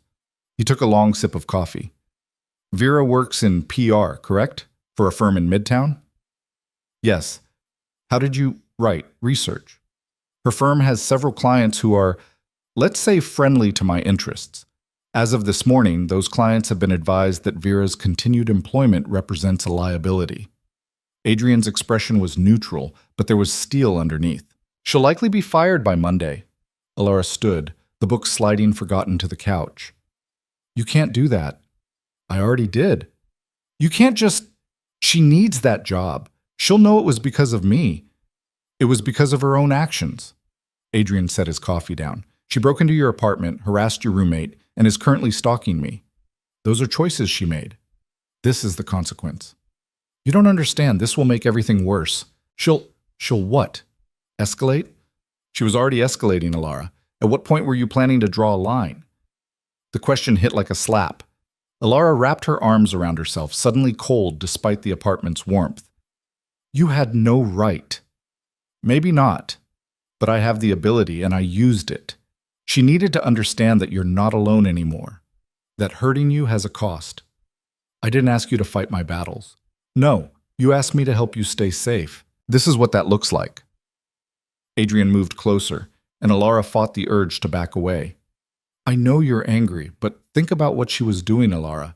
Think about where this was headed. She wasn't going to stop, not until she'd taken everything from you, including... He cut himself off, but Alara heard the unfinished thought anyway, including me. He meant himself, this strange, dangerous man who'd somehow decided she was worth protecting. I need air, she said abruptly. I need to go outside. That's not safe. I don't care. I can't stay locked in here like a prisoner. Then I'll come with you. Adrian was already reaching for his jacket. Marcus can drive us somewhere public. Your choice where. They ended up in Central Park, walking paths that Alara had traversed hundreds of times, but that felt different with Adrian beside her. Marcus followed at a discreet distance, close enough to respond to trouble, but far enough to give the illusion of privacy. The October air was crisp, the trees showing off their autumn colors like they were competing for attention. Families picnicked on the grass. Runners passed in steady streams. Normal people living normal lives, unaware that Alara's entire world was fracturing into something unrecognizable. I'm sorry, Adrian said finally, for overstepping. I should have consulted you first. Why didn't you? Because I knew you'd say no, that you'd tell me to leave it alone, to let Vera do whatever she wanted because fighting back seemed worse than surrender. He stopped walking, turned to face her. But you're wrong about that, Alara. Surrender doesn't make you safe. It just makes you a permanent target. You don't know what it's like, being the weak one, the broken one, the one who can't... Yes, I do. The words came out sharp, cutting through her protest. You think I built what I have by being strong from the beginning? I was weak once, broken, and people like your sister, people who hunt vulnerability like it's sport, they almost destroyed me. Alara stared at him, seeing past the composed exterior to something raw underneath. What happened? I learned to become someone they couldn't destroy, someone who fought back harder than they fought. Adrian's jaw tightened. I'm not saying it was right. There are things I did, lines I crossed, that I can't undo. But I'm still here, and the people who tried to break me aren't. The implication was clear, and it should have frightened her. Instead, Alara felt something else, a dark, shameful relief that someone was finally willing to treat Vera the way Vera treated everyone else. I don't want to be like her, Alara whispered. Cruel, vindictive. You're not. Fighting back isn't the same as being cruel. It's just refusing to die quietly. Adrian started walking again, and Alara fell into step beside him. Your sister has spent your entire life convincing you that you're less than her, that you deserve what she does to you. But she's wrong, Alara. And deep down she knows it. That's why she can't leave you alone. What do you mean? If you were really nothing, really as worthless as she wants you to believe, she wouldn't need to keep proving it. The fact that she does means she's afraid. Of what? Of the possibility that you might realize you don't need to be invisible to survive, that you could step into the light and still be okay. They walked in silence for a while, the park unfolding around them in shades of gold and amber. Alara tried to imagine it, being visible, being seen, without the constant fear of judgment or attack. It felt impossible, like trying to picture a color that didn't exist. Her phone buzzed. She turned it back on that morning, a decision she was already regretting. The text was from Clara. Vera called me, said you're in danger, that some man is controlling you. She sounds really worried, Elle. What's going on? Alara showed the message to Adrian, who read it with an expression of grim unsurprise. She's establishing a narrative, he said, making herself the concerned sister, me the villain. By the time this is over, she'll have convinced everyone that she was trying to save you. Should I respond? That's up to you, but anything you say will be used as ammunition. Your sister is very good at weaponizing other people's care. Alara typed out a response carefully. I'm safe. I promise. Vera is lying. She broke into my apartment and has been stalking me. Please don't believe anything she says. I'll explain everything soon. Clara's response came almost immediately. Okay, I trust you, but Elle, please be careful. This all sounds really scary. I am. I have help. She pocketed the phone and found Adrian watching her with an expression she couldn't quite read. What? She asked. You're starting to fight back. Small steps, but they count. Texting my friend isn't exactly fighting. It is when the alternative is staying silent and letting your sister control the story. Adrian gestured toward a bench overlooking the lake. Can we sit for a minute? There's something I need to tell you. Dread pooled in Alara's stomach, but she sat. Marcus maintained his distance, a watchful presence at the edge of her peripheral vision. Your sister has been busy, Adrian began. She's made contact with several of my business associates, posing as you, trying to arrange meetings, gather information about my operations. I'm sorry. Don't apologize for her. That's not why I'm telling you this. Adrian's expression was serious. I'm telling you because she's not just trying to seduce me or steal whatever she thinks I represent. She's trying to find leverage, which means she's planning something bigger than public humiliation. Like what? I don't know yet. But people don't gather intelligence unless they're planning to use it. He paused. There's something else. I had my people look deeper into Vera's background. Did you know she's in significant debt? Credit cards, personal loans, some money owed to people who aren't particularly forgiving about late payments. Alara's stomach dropped. No, I didn't know. I think that's what this is really about. Not me specifically, but what I represent, access to money, to power, to a way out of whatever hole she's dug herself into. Adrian's voice softened slightly. Which makes her more dangerous, Alara. Desperate people take risks they wouldn't normally consider. What kind of risks? Adrian didn't answer immediately. When he did, his words were careful, measured. The kind that involve removing obstacles, permanently. The implications settled over Alara like ice water. You think she'd hurt me? Actually hurt me? I think she'd convince herself it was justified, that you were standing in the way of her survival, that you'd forced her hand. Adrian turned to face her fully. I've seen it before, Alara. Seen people rationalize terrible things when they're backed into corners, and your sister has already proven she doesn't have normal boundaries when it comes to you. Alara stood abruptly, needing to move. This is insane. She's my sister. We shared a womb. She wouldn't. But even as she said it, doubt crept in. Because Vera had never treated their shared DNA as a bond. Only as a competition, Alara was perpetually losing. I hope I'm wrong, Adrian said quietly. But until I know for sure, I need you to stay somewhere safe, with people who can protect you. For how long? Until we find out what she's planning, until we can neutralize whatever threat she represents. He stood, moved to stand beside her. I know this isn't what you wanted, any of this, but we're past the point of hoping she'll just go away. They walked back toward where Marcus waited with the car, the autumn afternoon turning cold as clouds moved in. Alara felt numb, disconnected from her own body. A week ago, her biggest problem had been a blind date she didn't want to go on. Now she was hiding from her own sister, trusting a man who operated in moral gray areas she didn't fully understand, and confronting the possibility that Vera's cruelty might have limits darker than anything Alara had imagined. The drive back to the Chelsea apartment was quiet. Alara stared out the window, watching the city slide past in a blur of steel and glass and people living their uncomplicated lives. When they arrived, Adrian walked her up himself rather than letting Marcus handle it. I have meetings this afternoon, he said once they were inside. Security business, but Marcus will be downstairs if you need anything. And Alara, he hesitated, and for the first time since she'd met him, Adrian looked uncertain. Lock the door. Don't open it for anyone except me or Marcus. Not delivery people, not maintenance, not anyone claiming to be from the building. Promise me. I promise. He left, and Alara was alone again with her thoughts and her fear, and the growing certainty that her life had crossed some invisible threshold from which there was no returning. She tried to distract herself with work, pulling up files on her laptop, attempting to focus on the authentication project she'd been neglecting. But the words swam before her eyes, meaningless. Instead, she found herself going through her phone's photo library, scrolling back through years of carefully curated invisibility. There were almost no pictures of her. A few group shots from museum events where she'd been unavoidably included. One or two selfies Claire had insisted on taking. That was it. Meanwhile, Vera's social media, which Alara looked at now with morbid curiosity, was an endless stream of perfectly composed images. Vera at restaurants, at parties, with friends who all looked as polished and perfect as she did. Hundreds of pictures, thousands of likes, a carefully constructed life that looked effortless. The most recent post was from 3 hours ago.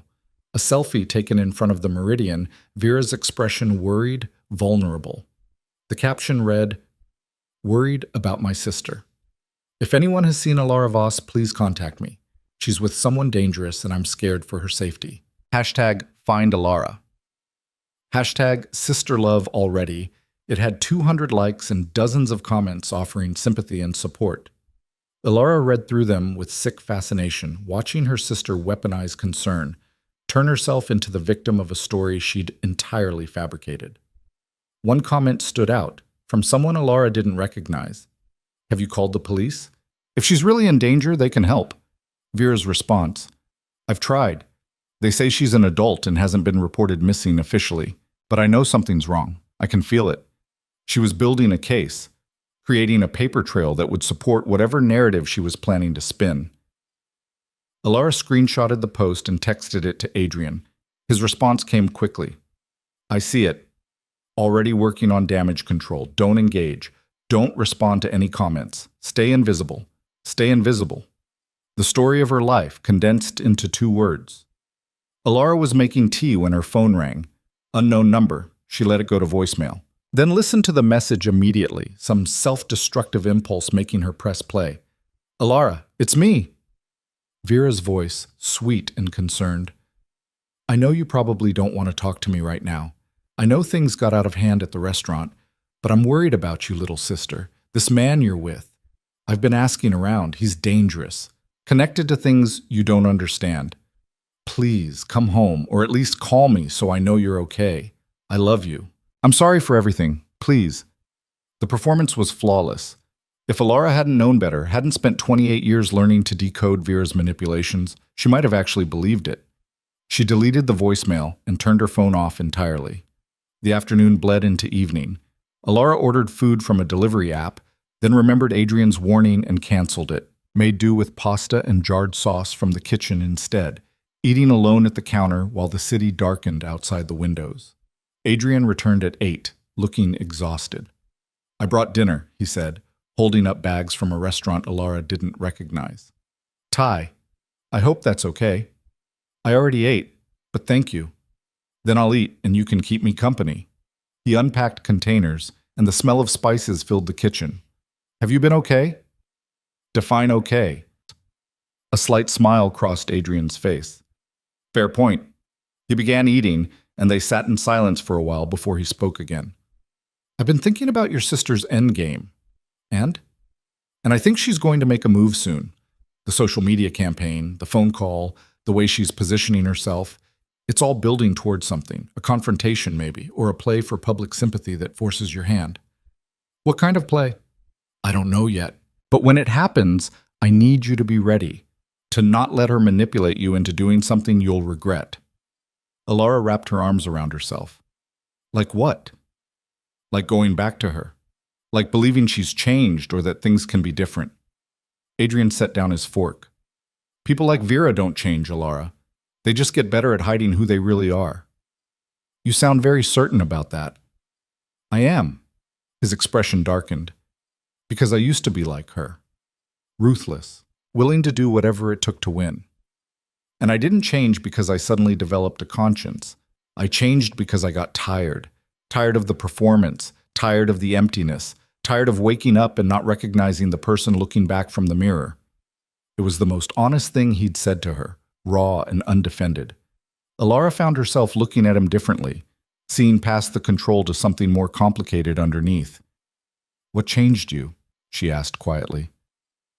"Loss. I lost someone I cared about because I was too focused on winning to protect what actually mattered." Adrian's jaw tightened. "I don't talk about it, but you should know. I understand the cost of being the person your sister is, and I wouldn't wish it on anyone." Before Alara could respond, the building's fire alarm shrieked to life.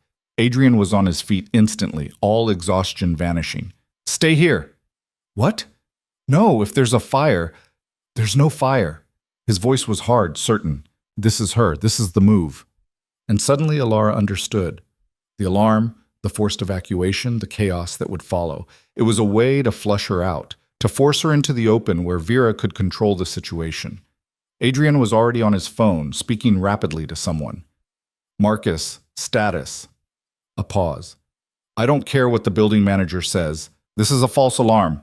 Get up here now." He hung up and turned to Alara. "We're leaving. Back entrance. Now." "But, now, Alara." His tone left no room for argument. They were moving toward the door when it happened, a sound that would haunt Alara's nightmares for weeks afterward. Not the alarm, which was still shrieking. Something else, something breaking in the hallway outside. Adrian shoved her toward the bedroom. "Lock yourself in the bathroom. Don't come out until I tell you to." "Adrian, go!" She ran, her heart hammering against her ribs. Behind her, she heard the apartment door crash open, heard voices, multiple voices, male, aggressive. Then sounds of a scuffle, impact, someone grunting in pain. Alara locked the bathroom door with shaking hands and pulled out her phone. Turned it on. Dialed 911 with fingers that wouldn't stop trembling. 911? What's your emergency? Someone broke into the apartment. There's fighting. I'm hiding in the bathroom. What's your location? Alara gave the address, her voice shaking. The operator kept her on the line, asking questions, promising police were on the way. But all Alara could hear was the chaos on the other side of the door, the sounds of violence that suggested Adrian was outnumbered but not outmatched. Then silence. Terrible, complete silence. "Adrian?" Her voice came out as a whisper. No response. "Adrian!" The bathroom door handle turned, locked. Someone pushed against it, testing. Alara. Not Adrian's voice. Someone else. Male. Unfamiliar. "Come out. We're not going to hurt you. Your sister sent us. She's worried about you." Lies. All lies. Alara backed into the corner, her phone clutched in her hand. "The police are coming," she called out, trying to make her voice strong. "They're on their way." Laughter from the other side of the door. "Then I guess we better make this quick." The door splintered inward with the first kick.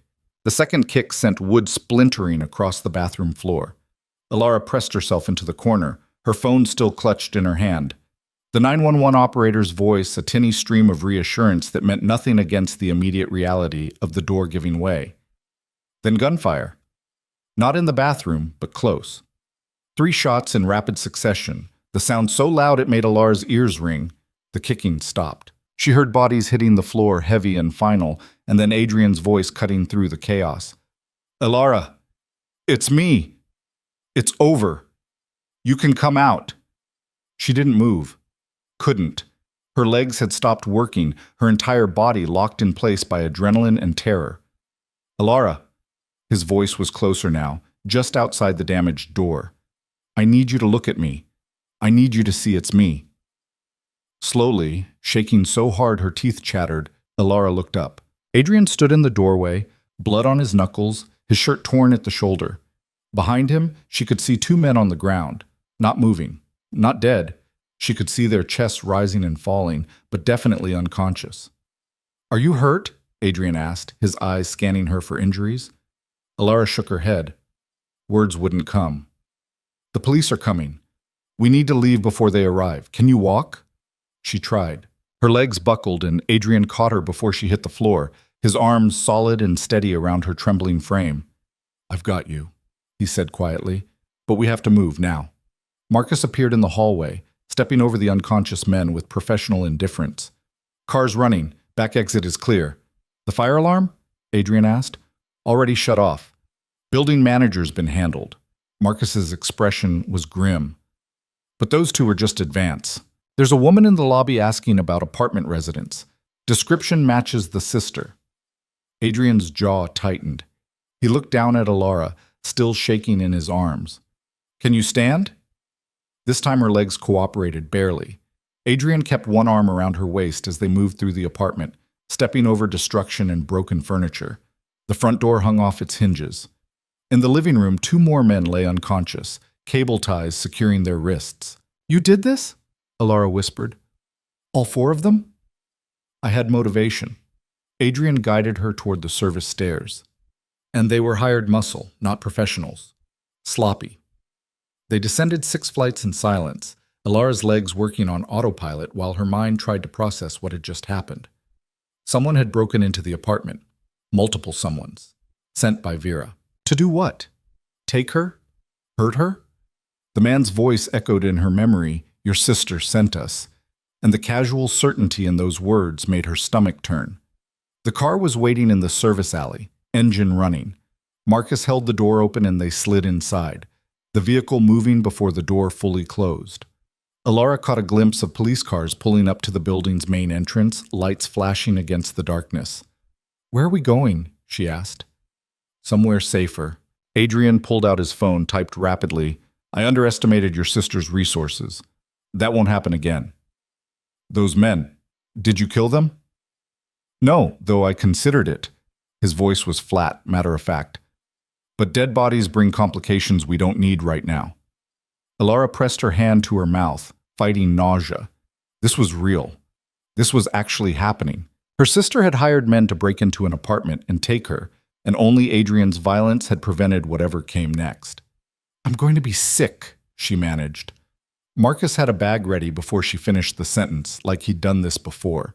Alara threw up while the car moved through Manhattan traffic, her entire body rejecting the reality it couldn't process. Adrian held her hair back with one hand, his other hand rubbing small circles on her back until the heaving stopped. "Sorry," she gasped. "Don't be. Adrenaline crash is normal." Adrian handed her a bottle of water. Small sips. The water helped.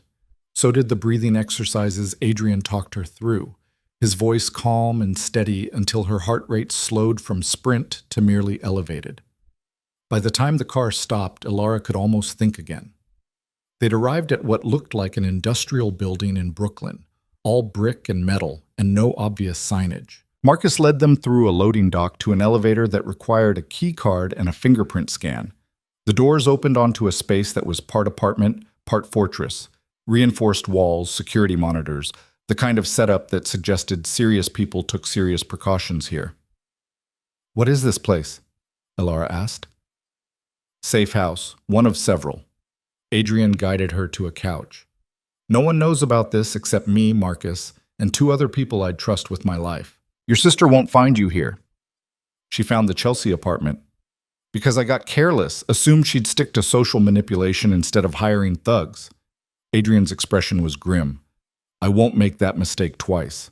Marcus appeared with a first aid kit. "You're bleeding."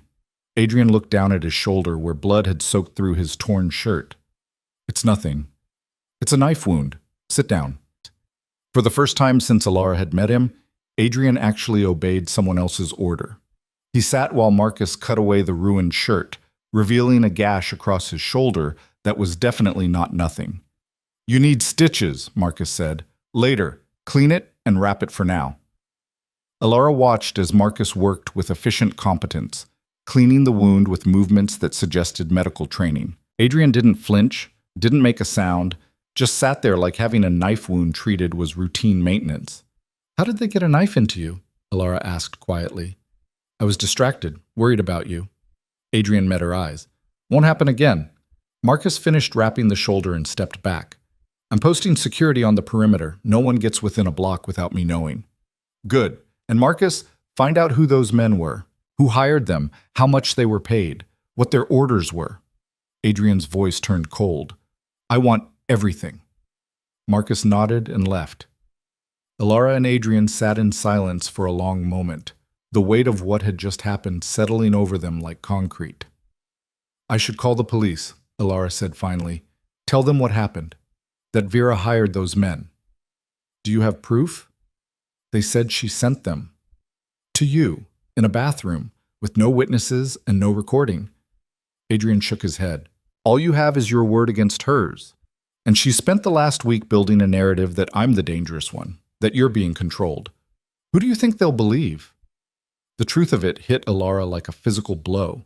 Vera had been planning this, laying groundwork, establishing a story that would make Alara look unreliable, Adrian look predatory, and herself look like the concerned sister trying to save a sibling in danger. "So she just gets away with it?" Alara's voice broke. "She tries to have me kidnapped, and there's no consequence?" "I didn't say that." Adrian stood, moving to the windows. Outside, Brooklyn spread in a grid of lights and shadows. "But we need to be smart about this. Legal consequences require evidence, witnesses, proof. Right now, we have none of those things." "Then what do we do?" Adrian turned to face her, and there was something in his expression that Alara had seen before but never directed at her. Cold calculation, strategic assessment, the look of someone planning a war. "We make her come to us," he said, "on our terms. And when she does, we make sure there are witnesses, evidence, everything needed to ensure she can't talk her way out of consequences." "How?" "By giving her what she wants. A meeting, a confrontation, but controlled, documented, and with backup ready to intervene the moment she makes her move." Adrian moved back to the couch, sat beside her. "But Alara, I need you to be honest with me. Can you face her? Can you stand in front of your sister and not fold?" Could she? Alara had spent 28 years folding, retreating, making herself smaller. The instinct was so ingrained it felt like breathing. But something had shifted tonight. Watching those men break through the door, hearing the certainty in their voices, understanding that Vera had escalated from cruelty to actual violence, it had burned away some essential layer of denial that Alara had wrapped around herself like armor. Vera wasn't going to stop, wasn't going to get bored and move on to other targets. This was personal in a way that transcended sibling rivalry into something darker, more obsessive. "I don't know," Alara admitted, "but I can't keep running forever." "That's not what I asked." Alara met his eyes. "Then no. I don't know if I can face her without folding, but I'm willing to try." "That's enough." Adrian pulled out his phone. "I'm going to make some calls, get cleaned up, try to rest. Tomorrow we start planning." The bathroom in the safe house was utilitarian. No luxury here, just function. Alara showered, watching the water circle the drain and trying to wash away the adrenaline still coursing through her system. Her hands were finally steady, but her mind kept replaying the moment the door splintered, the sound of gunfire, the casual way Marcus had stepped over unconscious bodies. This was Adrian's world, violence and strategy and calculated responses to threats. A world she'd stumbled into because she'd been kind to her in a moment of humiliation. And now she was in too deep to extract herself without consequences. She dressed in clothes from her hastily packed bag and emerged to find Adrian on the phone, speaking in rapid-fire sentences to someone who kept interrupting. "I don't care what it costs," Adrian was saying. "I want every piece of documentation on those 4 men by morning. Bank records, phone logs, who they've been in contact with. Everything." A pause. "Yes, I'm aware that's not strictly legal. Do it anyway." He hung up and turned to find Alara watching him. "You break a lot of laws, don't you?" she asked. "Only when following them would get people hurt." Adrian set his phone down. "Does that bother you?" "It should." "But it doesn't?" Alara thought about it honestly. "I don't know what bothers me anymore. A week ago, I would have said violence is never the answer. But a week ago, I hadn't watched my sister hire men to kidnap me. Your moral framework is adjusting to new information. That's not weakness, it's adaptation." Adrian moved to the kitchen area, began making tea without asking if she wanted any. "But you should know what you're getting into here, Alara. If we do this, if we set a trap for Vera, it's going to get ugly. She'll say things designed to break you. She'll use every insecurity, every fear, every moment of weakness against you. And you'll have to stand there and take it while we gather evidence." "Why do I have to be the bait?" "Because she won't come for me. I'm not what she wants. Not really. Adrian poured tea into 2 mugs. She wants to prove she's better than you, that she can take anything you have. The only way to draw her out is to give her the opportunity to do exactly that. The tea was chamomile, probably chosen for its calming properties. Elara wrapped her hands around the warm mug and tried to imagine standing across from Vera, absorbing her cruelty, not retreating into the familiar pattern of surrender. "What if I can't do it?" she asked quietly. "What if I freeze or fold or just break?" "Then we'll find another way." Adrian sat beside her. "But Elara, I've watched you this past week. You're stronger than you think. You came to my penthouse even though you were terrified. You're here now instead of running back to your apartment. You called 911 when those men broke in instead of just hiding. Those are brave choices. They're survival choices. Sometimes those are the same thing." They sat in silence, drinking tea, until Elara's exhaustion finally caught up with the adrenaline crash. Adrian showed her to a bedroom, sparse, clean, a bed that looked like it had never been slept in. "Try to rest," he said. "Tomorrow's going to be difficult." But sleep was impossible. Elara lay in the dark, staring at the ceiling, her mind racing through scenarios. Vera's face when she realized the trap, the things she'd say, the weapons she'd deploy. 28 years of ammunition loaded and ready to fire. Sometime near dawn, Elara must have dozed off because she woke to daylight and the smell of coffee. She emerged to find Adrian already up, dressed, looking like he'd slept even less than she had. Marcus was there too, along with another man Elara didn't recognize, tall, wire-thin, with the tired eyes of someone who'd seen too much. "Elara, this is Ryan," Adrian said. "He's going to help us with the technical aspects of documenting your sister's confession." "Confession?" Elara accepted the coffee Adrian handed her. "You think she'll just confess to hiring those men?" "If we push the right buttons, yes." Ryan had the kind of voice that suggested he'd rather be anywhere else. "People confess when they think they've already won. When they're gloating. Your sister strikes me as the gloating type." "You have no idea," Elara muttered. "Actually, I do. I've been reviewing her social media, her communications, everything we can access legally and otherwise." Ryan pulled out a tablet, swiped through screens. "She's a narcissist with sociopathic tendencies. She needs validation, needs to be seen as superior. That's her weakness." "How is that a weakness?" "Because it means she can't resist explaining how she won, can't resist making sure you know exactly how she beat you." Ryan looked up.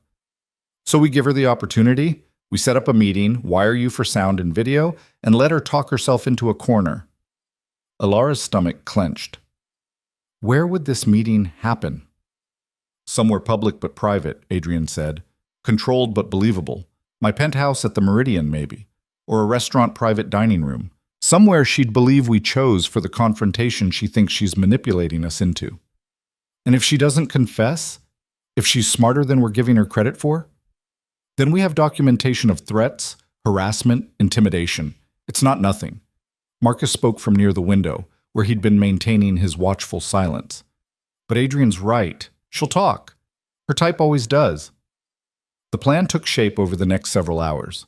Adrian would reach out to Vera, tell her that Elara wanted to meet, that she was ready to step aside, to let Vera have whatever she wanted, but that she wanted to do it face to face. The bait was dignity, giving Vera the opportunity to witness Elara's surrender personally, to savor the victory in real time. "She'll know it's a trap," Elara said. "She'll suspect," Adrian corrected, "but her need to win will override her caution. That's the bet we're making." They spent the afternoon preparing.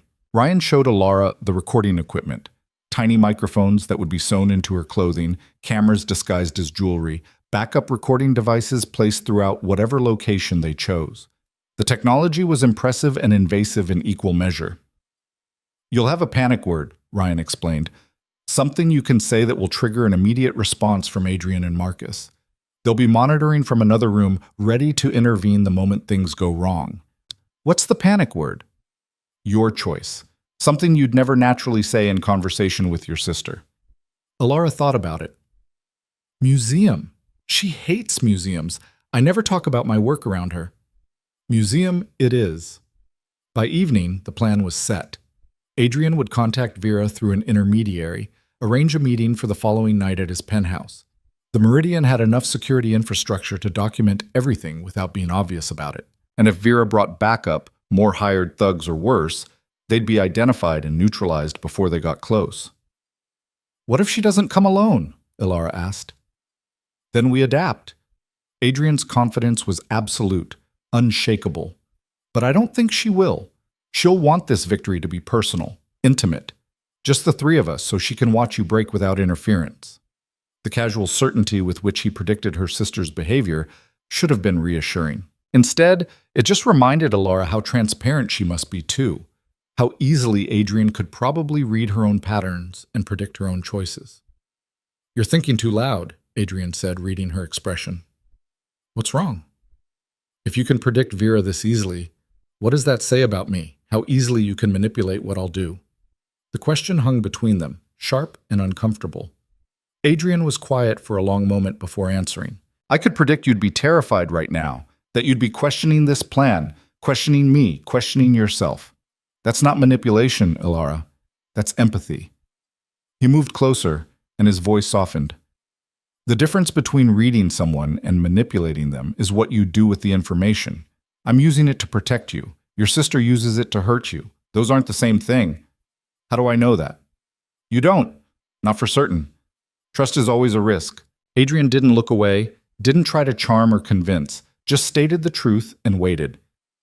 But I'm asking you to take that risk anyway, because the alternative is letting your sister win by making you too afraid to accept help. Ilara wanted to argue, to find holes in his logic, to protect herself from the vulnerability of trust. But exhaustion and fear and something else, something that felt dangerously like hope, made her nod instead. Okay, she said. Let's do this. The next 24 hours passed in a blur of preparation. Ryan outfitted Ilara with recording equipment, showed her how to position herself for optimal audio and video capture, drilled her on staying calm under pressure. Adrian coached her on what to say, how to draw Vera out without being obvious about it. And Marcus ran security scenarios, planning for every possible contingency. Through it all, Ilara felt disconnected from her own body, watching herself prepare for a confrontation she still wasn't sure she could survive. The girl who'd hidden in museums and made herself small was going to stand across from her sister and refuse to break.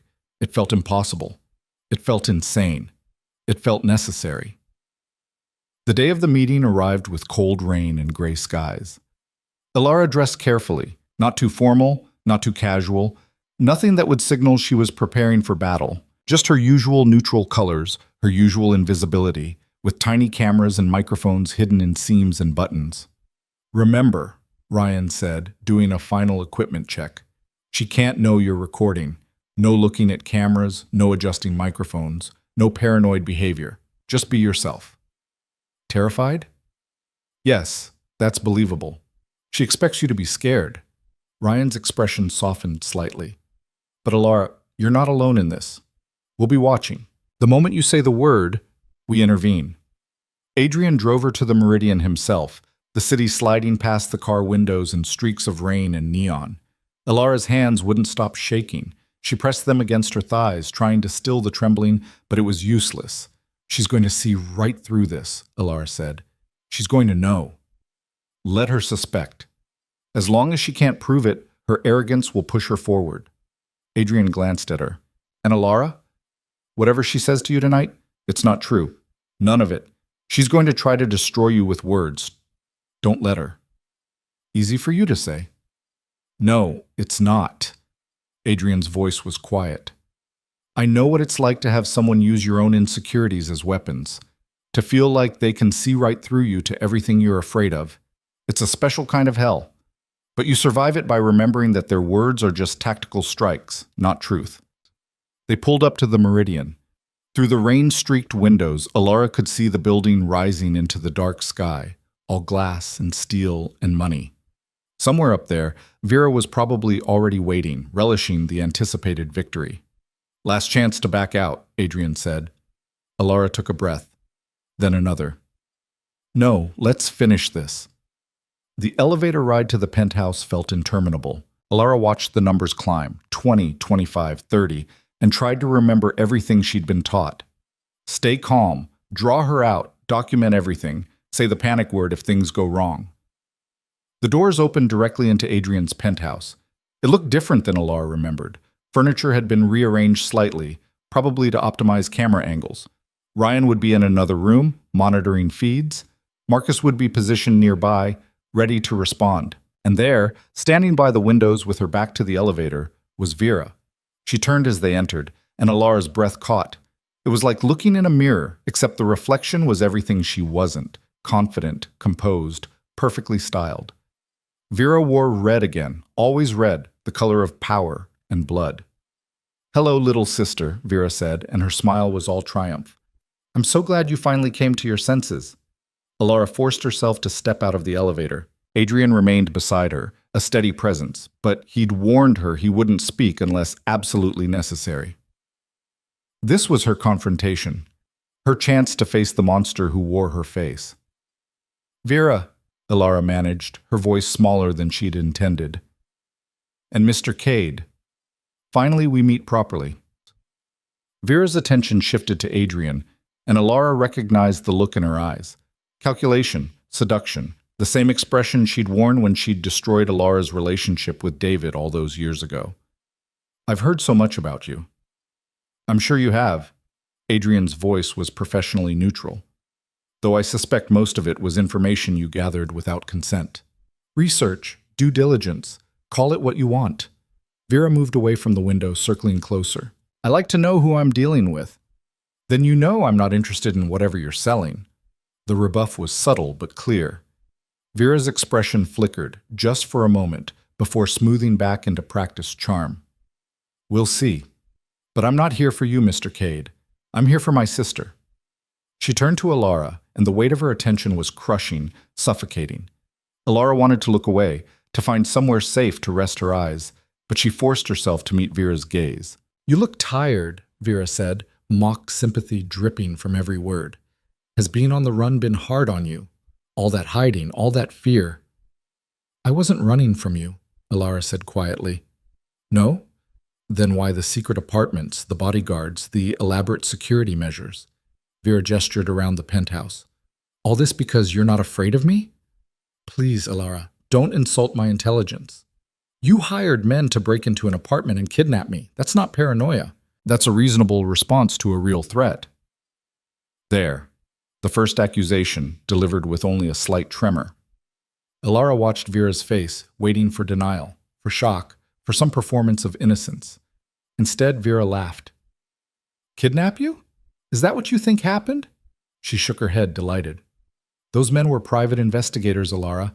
I hired them to find you because I was worried, to make sure you were okay. The fact that they were overzealous in their methods, well, that's unfortunate, but hardly kidnapping." The lie was smooth, practiced, probably rehearsed, but there was something in Vera's eyes, a glitter of satisfaction, that suggested she knew Alara knew the truth and simply didn't care. "They broke down a door," Alara said. "Attacked Adrian. That's not investigation. They were defending themselves from a man with a violent reputation." Vera's voice turned sweet, poisonous.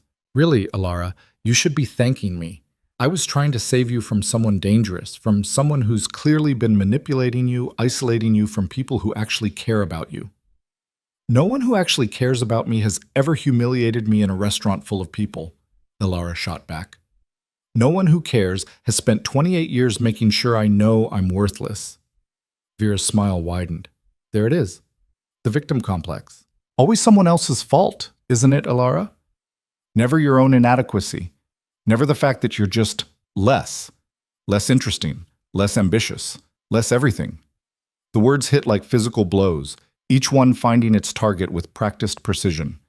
Alara felt herself starting to fold, to curl inward, to retreat into the familiar pattern. But Adrian's words echoed in her memory, tactical strikes, not truth, and she forced herself to stay upright. "Why are you here, Vera?" she asked. "What do you actually want?" "What I've always wanted. What's mine." Vera moved closer, and Alara forced herself not to step back. "You've been in my shadow our entire lives, little sister, hiding behind my accomplishments, benefiting from my success by association. And I've allowed it because you're family, because I felt sorry for you. You felt sorry for me, Alara repeated flatly. Of course. It must be hard being the broken one, the one who can't function in normal society, the one who needs museums and books and quiet corners because actual life is too overwhelming. Vera's voice was almost gentle now, which somehow made it worse. I've protected you all these years, made excuses for you, explained away your social failures, and this is how you repay me? By stealing a man I wanted? By turning him against me? The delusion was staggering. Vera had actually convinced herself that she was the victim here, that Alara was the aggressor. It would have been funny if it wasn't so horrifying. I didn't steal anyone, Alara said. Adrian made his own choice, and he chose not you. Wrong thing to say. Alara saw it immediately in the way Vera's expression shifted, the mask of sympathy cracking to reveal something darker underneath. He chose wrong, Vera said, her voice dropping to something cold and dangerous. But that's fixable. Men always are. Once you're out of the picture, once he understands that you're nothing but a liability, he'll see reason. They always do. Once I'm out of the picture, Alara repeated. What does that mean, Vera? What exactly are you planning? And there it was, the moment where Vera could have backed down, could have claimed it was just a figure of speech, could have maintained plausible deniability. Instead, she smiled. And the smile was everything Alara had feared, everything Adrian had predicted, everything the recording equipment was capturing for posterity. It means you're going to disappear, little sister, Vera said, and there was genuine pleasure in her voice. Not permanently, not dead, just gone. Committed to psychiatric care for your own safety, maybe. Or lost somewhere far away where you can't interfere anymore. I haven't decided the details yet, but you will be gone. And Adrian will understand that I'm the one who can actually help him, the one worth his time and attention. Alara's mouth went dry. You're talking about having me institutionalized, kidnapped. I'm talking about removing an obstacle. Vera stepped closer, close enough that Alara could smell her perfume. Expensive, overwhelming. You've always been an obstacle, Alara. A weight around my neck. The disappointing twin. The one I have to explain and apologize for. I'm done carrying you. You never carried me. You've spent our entire lives tearing me down. Because you needed to understand your place. Vera's voice rose, control slipping for the first time. You were never supposed to matter, never supposed to be anything more than my shadow. But you couldn't even do that right, could you? You had to go and make yourself visible, had to draw the attention of a man who could actually matter. And that's not acceptable, Alara. That's not how this works. The confession was perfect, complete, everything they needed and more. But Alara couldn't focus on that because her sister, the person who'd shared a womb with her, who should have been her closest ally, was openly discussing ways to make her disappear. Why? The word came out broken. Why do you hate me so much? Vera's expression shifted into something that might have been genuine emotion, just for a second. Because you were the good one, she said quietly. Everyone said it when we were kids. Alara's so sweet. Alara's so thoughtful. Alara never causes trouble. And I had to be perfect, had to perform, had to win every competition because being good wasn't enough. I had to be better. And you made that impossible just by existing. The honesty was unexpected, raw. Alara stared at her sister and saw, perhaps for the first time, the damaged child underneath the performance. Not damaged the way Alara was damaged, but broken in a different way, twisted by different pressures into something cruel and calculating. That's not my fault, Alara said. No, but you're still the problem that needs solving. Vera stepped back, composure returning like armor. So here's what's going to happen.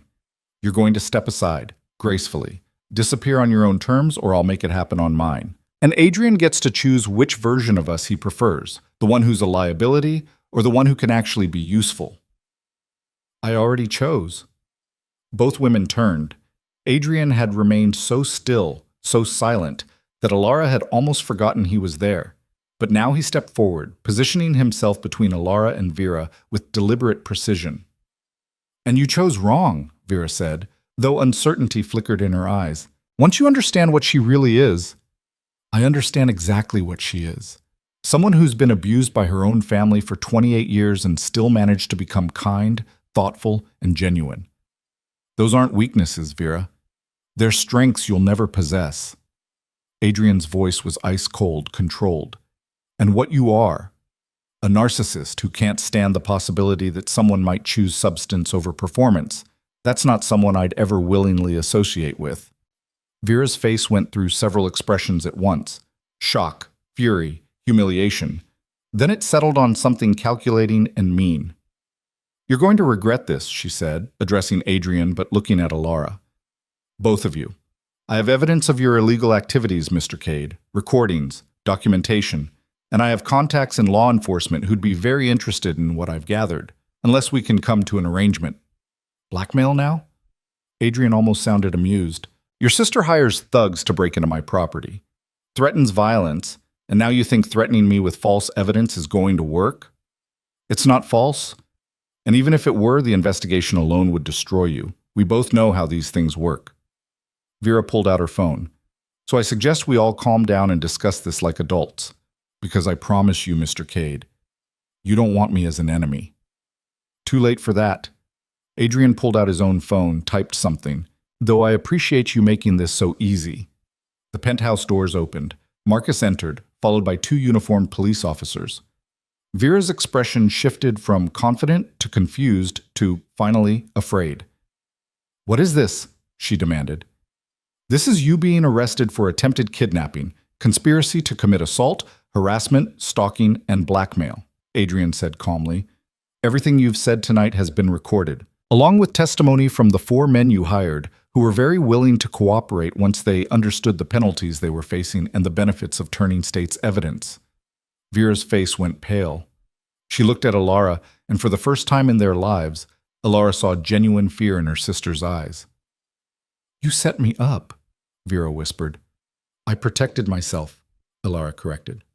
"Finally." One of the officers moved forward with handcuffs. Vera backed away, her performance of control completely shattered. "This is insane. You can't. I'm her sister. I would never actually hurt her. I was just talking, just venting. You can't arrest someone for words." "We can when those words constitute threats and conspiracy," the officer said. "Ma'am, please turn around and place your hands behind your back." The fight went out of Vera all at once. She turned, was cuffed, was read her rights in a voice so mechanical it might as well have been a recording. Through it all, she stared at Alara with an expression that cycled through fury, betrayal, and something that might have been grief. "You'll regret this," Vera said as the officers led her toward the elevator. "You think you won, but you haven't. You're still nothing without me. Still invisible. He'll figure that out eventually, and you'll be alone again. That's all you'll ever be, Alara. Alone." The elevator doors closed on her words, and then she was gone. Just like that. 28 years of terror and cruelty ended with handcuffs and Miranda rights and the mechanical descent of an elevator. Alara stood frozen, unable to process what had just happened. Her legs gave out, and she sat down hard on the floor, her whole body shaking. Adrian was beside her immediately, his arms around her, anchoring her to reality. "You did it," he said quietly. "It's over. She can't hurt you anymore." "She's right, though," Alara heard herself say. "About me being nothing. About being invisible." "No, she's not." Adrian pulled back enough to look at her face. "She's desperate and defeated and saying whatever she thinks will hurt you most. But Alara, listen to me. You were never invisible.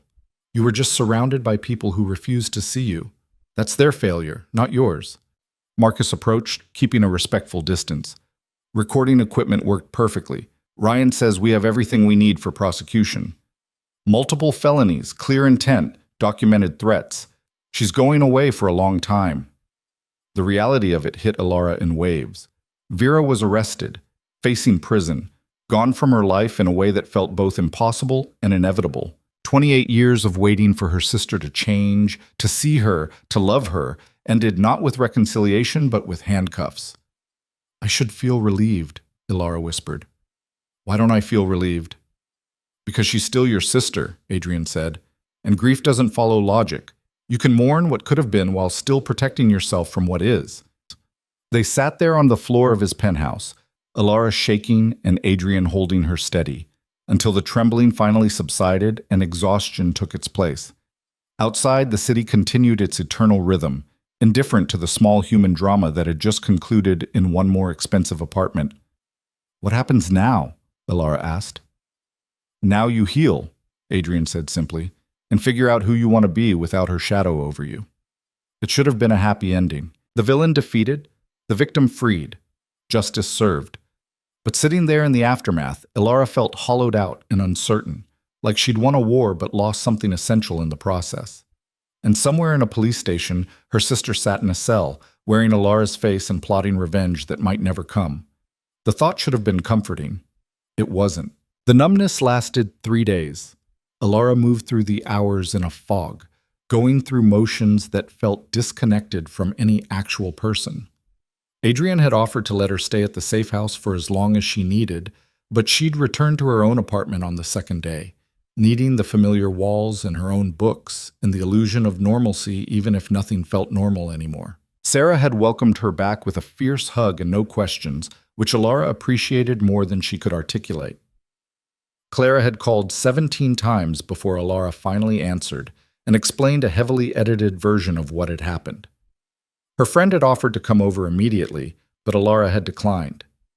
She needed time alone with the strange, hollow feeling that had taken up residence in her chest. Vera's arraignment had been swift and brutal. The evidence was overwhelming: the recorded confession, testimony from the hired men, documented harassment, the break-in at the Chelsea apartment. The prosecutor had asked for remand without bail, citing flight risk and danger to others. The judge had agreed. Ilara hadn't attended. Couldn't face seeing her sister in an orange jumpsuit. Couldn't handle the media attention that had erupted once the story broke. Identical twins, one a curator at the Met, the other arrested for conspiracy to kidnap. The tabloids had loved it, spinning narratives about sibling rivalry gone psychotic, about jealousy and obsession and the dark side of sharing a face. Adrian had handled the press with cold efficiency, issuing statements through his lawyers that made it clear Ilara was a victim, not a participant. But the attention still felt invasive, violating. People at the museum whispered when she walked past. Strangers on the subway stared, trying to determine if she was the good twin or the evil one. On the 4th day after Vera's arrest, Ilara finally broke down. It happened at work, in the quiet of the conservation lab where she'd been attempting to focus on a Renaissance panel that needed cleaning. The painting depicted the Madonna and Child, the mother's face serene and loving as she cradled her infant. And something about that image, the uncomplicated devotion, the simple love between mother and child, cracked something inside Ilara that had been holding itself together through sheer force of will. She'd had a sister, a twin, someone who should have been her closest companion, her fiercest defender, her mirror and her match. And instead, Vera had been her tormentor, her critic, her systematic destroyer. And now she was gone, locked away, and Ilara couldn't even properly hate her because underneath everything was still the small, desperate hope that maybe, somehow, Vera could have been different. Daniel found her crying in the lab and, to his credit, didn't ask questions. Just sat with her in silence until the worst of it passed, then made her tea and told her to take the rest of the week off. "You've been through trauma," he said simply. "The paintings will still be here when you're ready. You need to take care of yourself first." So Ilara went home and did something she'd never allowed herself to do before. She actually grieved. Not for who Vera was, but for who she could have been. For the sister relationship they'd never had, and now never would. For the childhood that had been competition instead of companionship, and for all the years she'd spent making herself small in hopes that would somehow make Vera kinder. Adrian came by on the 5th day. Ilara hadn't called him, hadn't reached out since the night of Vera's arrest, but he showed up anyway with takeout and the quiet understanding that sometimes presence mattered more than words. They ate in silence on her couch, the apartment dark except for the glow of streetlights through the windows. When they finished, Adrian collected the containers and cleaned up without being asked, giving Ilara space to find her words. "I keep thinking about what she said," Ilara finally spoke. "About me being nothing, invisible. And I hate that part of me still believes it." Adrian settled back onto the couch, careful to maintain distance. Trauma doesn't evaporate just because the source is removed. You spent 28 years being told you were less than. That programming doesn't delete overnight. How long does it take? I don't know. Different for everyone. He was quiet for a moment. But Alara, the fact that you're questioning those beliefs, that's already progress. A month ago, you wouldn't have even recognized them as beliefs. You would have just accepted them as truth. A month ago feels like a different life. It was a different life. You're not the same person who sat in that restaurant waiting for a date she didn't want. Alara pulled her knees to her chest, making herself small out of habit. I don't know who I am if I'm not Vera's disappointing twin. That's been my entire identity for so long. Then maybe it's time to find out who else you could be. Adrian shifted slightly, his expression thoughtful. What would you do if you weren't afraid? If Vera's voice wasn't in your head telling you that you can't? The question was too big, too open. Alara's mind immediately went to safe answers. Keep working at the museum, maybe eventually make senior curator, continue living her quiet life. But underneath those reflexive responses was something else, something she'd buried so deep she'd almost forgotten it existed. I wanted to paint, she said quietly. When I was young, before Vera convinced me I had no talent. I loved art not just because of what other people created, but because I wanted to create too. Wanted to put something of myself into the world instead of just cataloging other people's visions. Why did you stop? Because Vera was better. She took art classes, won competitions, got praised by teachers, and I tried once, showed a painting to my mother, and Vera laughed. Said it looked like something a child would make. Mom agreed, said I should stick to appreciating art since creating it clearly wasn't my strength. The memory still hurt, sharp and fresh. So I stopped. Decided Vera was right, that I should stay in my lane. Do you still believe that? Alara thought about it honestly. I don't know. Maybe. It's been so long since I tried that I don't even know if I could anymore. There's only one way to find out. Adrian stood, walked to the windows. I have a proposition for you, and before you say no, actually think about it. What kind of proposition? I own a property in Tuscany, a farmhouse I've been renovating for the past 2 years. It's isolated, quiet, surrounded by olive groves and vineyards. No one knows about it except Marcus and a few others I trust absolutely. He turned to face her. Take 6 months. Go there. Paint, read, garden, do whatever you want without anyone watching or judging. Figure out who Alara Voss is when she's not performing invisibility. The offer was too generous, too much. I can't just leave my job for 6 months. Why not? You have vacation time, and I've already spoken with Daniel. He agrees you need time to recover from trauma. The museum will hold your position. You spoke with my boss? Alara wasn't sure if she should be grateful or annoyed. I made a suggestion. He made his own decision. Adrian moved back toward the couch, but didn't sit. But Alara, this isn't charity. It's not me trying to fix you or control you. It's me offering you space and safety to figure out what you actually want from your life. You can say no, but at least consider it. 6 months in Italy. 6 months away from New York, and the whispers, and the constant reminders of Vera. 6 months to be alone with herself and see what emerged. It was terrifying. It was tempting. It was possibly the most selfish thing Alara had ever considered. What about Vera's trial? She asked. I'll have to testify. Not for months. The legal system moves slowly, and when the time comes, we'll fly you back. Adrian's expression softened. But you need to heal first, Alara. You can't testify effectively if you're still broken by what she did. I'm not broken. No, but you're cracked. And cracks need time and space to mend properly. The metaphor was apt enough that Alara almost smiled. Can I think about it? Of course. Take all the time you need. Adrian headed toward the door, then paused. But Alara, whatever you decide about Italy, about painting, about your life, make sure it's what you actually want, not what you think you should want, not what would make you safest or smallest. What you want. He left before she could respond, and Alara sat alone in her dark apartment, turning the offer over in her mind like a puzzle with pieces that didn't quite fit. The next morning, she called Clara. You're going to think I'm insane, Alara said without preamble. Probably. What are we talking about? Alara explained the offer, the farmhouse, the 6 months, Adrian's proposition that she take time away from everything familiar to figure herself out. Clara was quiet for a long moment. Then she said, When do you leave? I haven't decided if I'm going. Elara, your evil twin just got arrested for trying to kidnap you. You're all over the tabloids. And a gorgeous, powerful man who is clearly into you is offering you a free vacation in Tuscany. What exactly are you debating? Whether it's running away? Whether I should stay and face things here instead of hiding? You've been facing things your whole life. Maybe it's time to do something else. Clara's voice gentled. Look, I love you. You're my best friend. But you've been invisible for so long that the idea of being seen terrifies you. This is a chance to be seen by yourself first, before you have to be seen by everyone else. What if I go there and find out I'm exactly as boring and worthless as Vera always said? Then you come back and we get very drunk and talk about how wrong she was. But Elara, what if you find out you're interesting?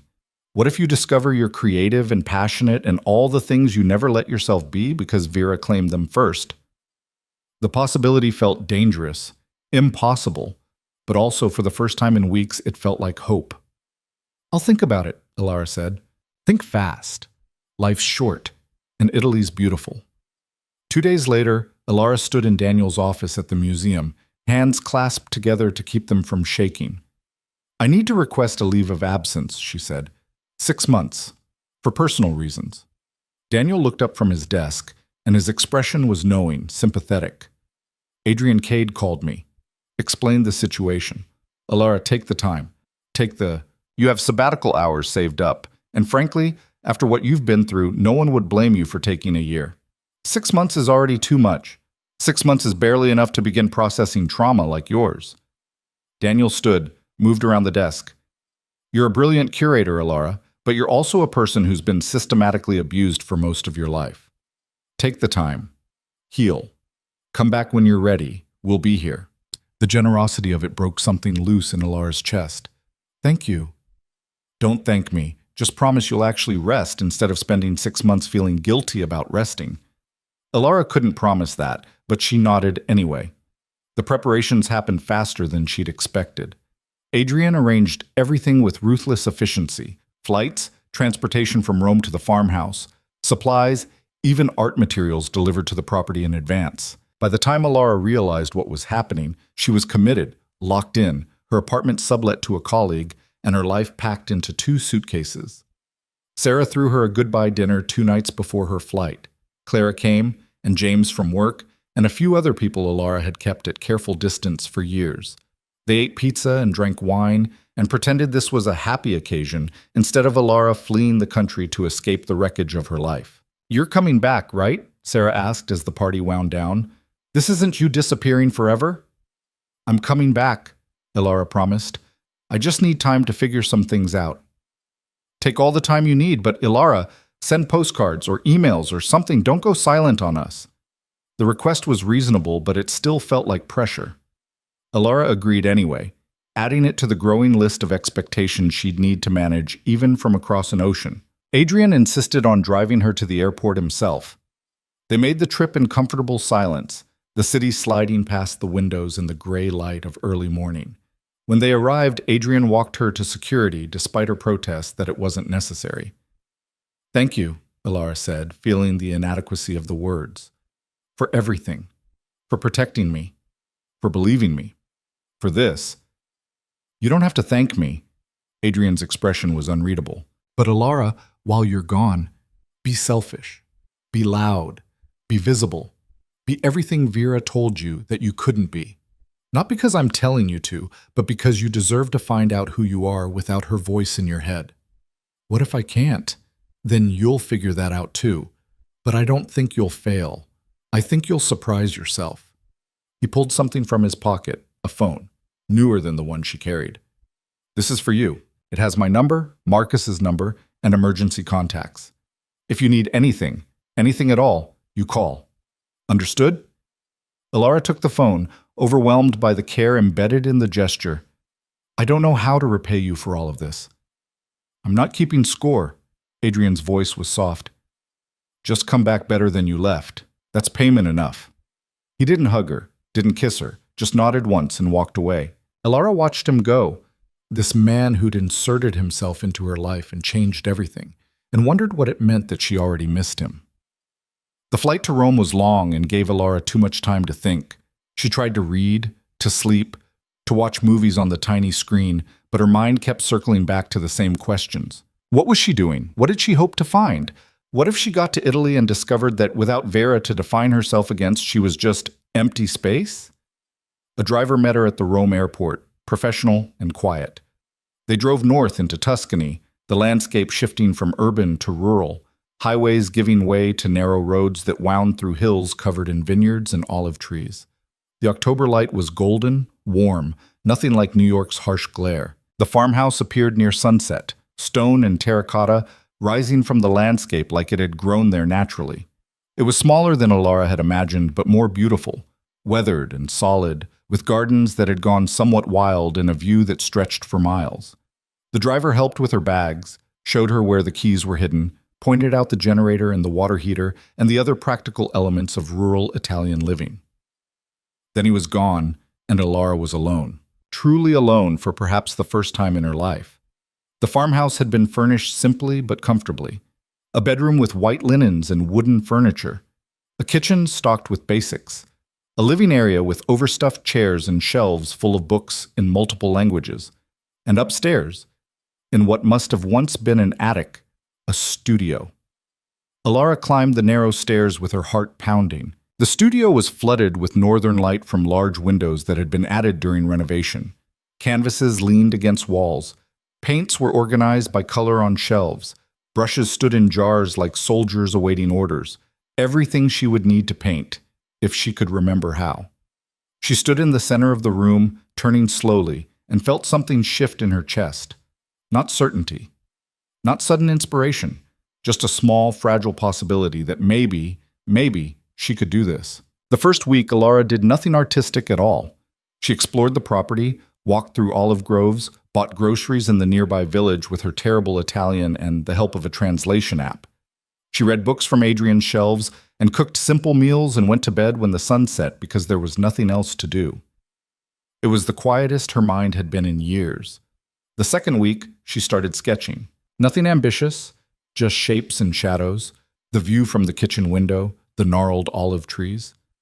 Her hand was clumsy at first, unpracticed, but muscle memory slowly returned. She filled a sketchbook, then started another. The third week, she finally approached the canvases. It took her an entire day to prepare the first one, stretching, priming, setting up her palette. And then she stood in front of the blank white surface and felt panic rise like bile. What if Vera had been right? What if she had no talent, no vision, nothing worth putting into the world? But she picked up a brush anyway, mixed colors, and made the first mark. It was terrible, muddy and uncertain, shapes that didn't quite work, colors that clashed instead of harmonized. Alara wanted to stop, to put the brushes down and walk away, and confirm that she'd been right all along to give up painting. Instead, she kept going. Day after day, she painted. Bad paintings at first, then mediocre ones, then, slowly, incrementally, pieces that held something of what she'd intended. She painted the landscape outside her windows. She painted memories, abstract representations of feeling. She painted Vera's face and then painted over it, layers of color obscuring features until only emotion remained. She painted and painted and painted, and somewhere in the repetition, in the act of creating something from nothing, Alara started to find herself. Adrian called once a week, always at the same time, always with the same question, "How are you?" At first, Alara's answers were careful, guarded. "Fine.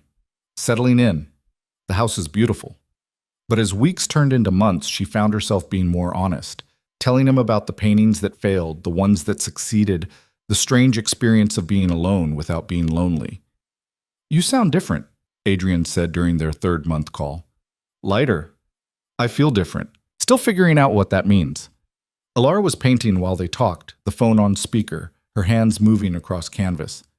"How are things there? With Vera?" "Trial's been postponed twice. Her lawyers are trying to negotiate a plea deal." Adrian's voice was neutral. "But the prosecutor isn't interested. The evidence is too strong. She's looking at significant prison time." Alara's brush paused. "How long?" 8 to 12 years most likely, with parole possible after 5. 5 years minimum before Vera could be released. 5 years where Alara wouldn't have to worry about running into her, about facing her, about being destroyed by her. The relief was immediate and followed quickly by guilt. "Is it wrong that I'm glad?" Alara asked quietly. "No, it's human. She tried to have you kidnapped, Alara. You're allowed to be relieved that there will be consequences." "Part of me still loves her, or loves who I wanted her to be. That's pathetic, isn't it? It's complicated. Love doesn't shut off just because someone hurts you, especially family." Adrian was quiet for a moment. "But you can love someone and still protect yourself from them. Those aren't mutually exclusive." The conversation stayed with Alara long after they hung up. She thought about Vera in a cell, probably furious, probably plotting, probably still convinced she was the victim in a story where Alara was the villain, and for the first time Alara felt something approaching pity. Vera had destroyed herself chasing something she already had: validation, worth, attention. She'd been so obsessed with winning that she'd lost everything that actually mattered. And now she'd spend years locked away, still believing the world owed her something, still unable to see that she'd been her own worst enemy. It was tragic. It was also justice. By month 4, Alara had painted enough pieces to fill the studio. Some she loved, some she hated. Most fell somewhere in the middle, but they were hers, undeniably, completely hers. Created from her vision, her emotion, her slowly awakening sense of self. She started venturing further from the farmhouse, made friends with the woman who ran the bakery in the village, joined a weekly market where local artists sold their work, though she wasn't ready to show her own paintings yet. Took Italian lessons from a retired teacher who thought Ilara's accent was hilarious but charming. And slowly, incrementally, Alara became visible. Not performing visibility the way Vera had, but genuinely present in her own life in a way she'd never managed before. Clara visited in month 5, taking a week off work to drink wine and eat pasta and see what Alara had been doing with herself. She cried when she saw the paintings, actual tears streaming down her face. "These are incredible," Clara said, standing in front of a canvas that showed abstract figures merging and separating, connection and isolation rendered in shades of blue and gold. "Alara, you have real talent, like serious talent." "They're just therapy," Alara said, embarrassed. "They're art. There's a difference." Clara turned to her, expression fierce. "You need to show these when you get back to New York. A gallery, a show, something." "I couldn't. People would what? Like them? Appreciate them? Offer you money and recognition for your work?" Clara grabbed Alara's shoulders gently. "Stop it. Stop making yourself small. These deserve to be seen." The idea was terrifying and thrilling in equal measure. Alara promised to think about it, which Clara accepted as progress. After Clara left, Alara found herself actually considering the possibility. Not immediately, not a full show, but maybe submitting to a group exhibition, testing the waters, seeing if the world had space for her vision alongside all the others demanding attention. Adrian's next call came 3 days later. "I'm coming to visit," he said without preamble. "Next week. If that's okay with you?" Alara's heart did something complicated in her chest. "Why?" "Because it's been 5 months and I miss you. Is that reason enough?" It shouldn't have been. They barely knew each other, had spent more time in crisis than in normalcy. But something had shifted during their weekly calls, the conversations deepening from status updates to actual connection. Alara had told Adrian things she'd never told anyone about her fears, her hopes, the slow process of becoming someone she didn't recognize but might actually like. "Okay," she heard herself say. "Yes, come." He arrived on a Thursday afternoon, driven by the same quiet professional who'd brought Alara from Rome. She watched from the farmhouse window as Adrian climbed out of the car, and her stomach flipped. He looked different somehow, less controlled, more relaxed. Or maybe she was just seeing him differently now that she was different herself. "The house is beautiful," Adrian said when she opened the door. Pictures didn't do it justice. Pictures don't capture the smell of olive trees or the way the light changes in the evening. Alara stepped aside to let him in, suddenly nervous. "How long are you staying?" "A week, if you'll have me. I brought work so I won't be underfoot. Just wanted to see how you were doing, in person." They fell into an easy rhythm over the next few days. Adrian worked in the mornings while Alara painted. They explored the countryside together in the afternoons, driving to nearby villages and sampling wine and eating at small trattorias where no one knew who they were or cared. In the evenings, they talked, long, meandering conversations about everything and nothing. On the fourth night, over dinner on the farmhouse terrace under a sky full of stars, Adrian finally asked the question Alara had been avoiding. "Are you coming back?" he said. "To New York? To your life there?" "I don't know," Alara admitted. "I still have another month here. And the trial? I'll need to come back for that. But after—" She trailed off, uncertain. "After you have choices. That's what this was for, to give you options instead of just defaulting to what's familiar. What if I want to stay here? Keep painting. Build a life that's quiet and simple and mine." "Then you should." Adrian's expression was unreadable in the dim light. "But Alara, can I be honest with you about something?" "Always." "I think part of you wants to stay here because it's safe. Because going back means facing people's judgments and Vera's trial and all the messy reality you've been avoiding. And that's understandable. But it's also another version of hiding." The words stung because they were true. Alara had been thinking about staying in Italy not just because she loved it, but because going back to New York meant being visible in ways that still terrified her. "I don't know how to be visible without being vulnerable," she said quietly. "You don't. That's the cost of being seen. People can actually see you, the good and the bad. But Alara, you've spent 5 months becoming someone worth seeing. Don't waste that by hiding somewhere beautiful instead of somewhere familiar. What if I go back and nothing's changed? What if I'm still the same scared person I was before?" "You're not. I can see it. The way you hold yourself, the way you speak, the way you exist in space. You take up room now.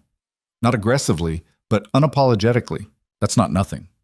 Alara wanted to believe him, wanted to trust that the changes she felt were real, permanent, visible to others, and not just self-delusion. "Come back," Adrian said, and there was something in his voice that made Alara look up sharply. "Not for me. Not for your job or your friends or anyone else. Come back because you deserve to live your life in the open instead of in exile. Come back and show your paintings. Let people see what you've created. Let yourself be proud of what you've become. And if I fail, if people hate the work or think I'm ridiculous for trying, then you'll survive it. Just like you survived Vera. Just like you survived every other thing that tried to make you small." Adrian reached across the table, and Alara met him halfway, their hands connecting in the space between them. "But I don't think you'll fail. I think you're going to surprise a lot of people, including yourself." The touch was electric, charged with months of phone calls and carefully maintained distance, and something neither of them had been willing to name. Alara looked at their joined hands and felt something click into place. Not certainty, not happily ever after, but possibility. The chance that maybe she could have this too. Connection. Partnership. Someone who saw her and chose her anyway. "I'm scared," she admitted. "Good. That means it matters." Adrian's thumb traced circles on her palm.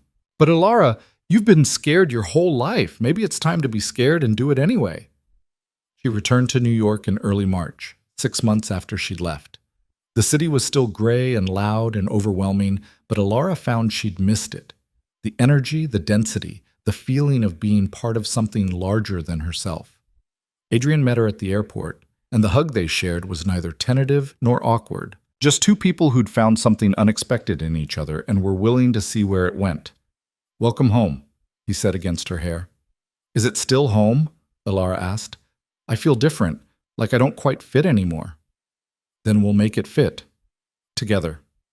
The trial was scheduled for 2 weeks after her return. Alara spent the intervening time settling back into her apartment, reconnecting with friends, and preparing herself to face Vera in court. The prosecutor had coached her on what to expect.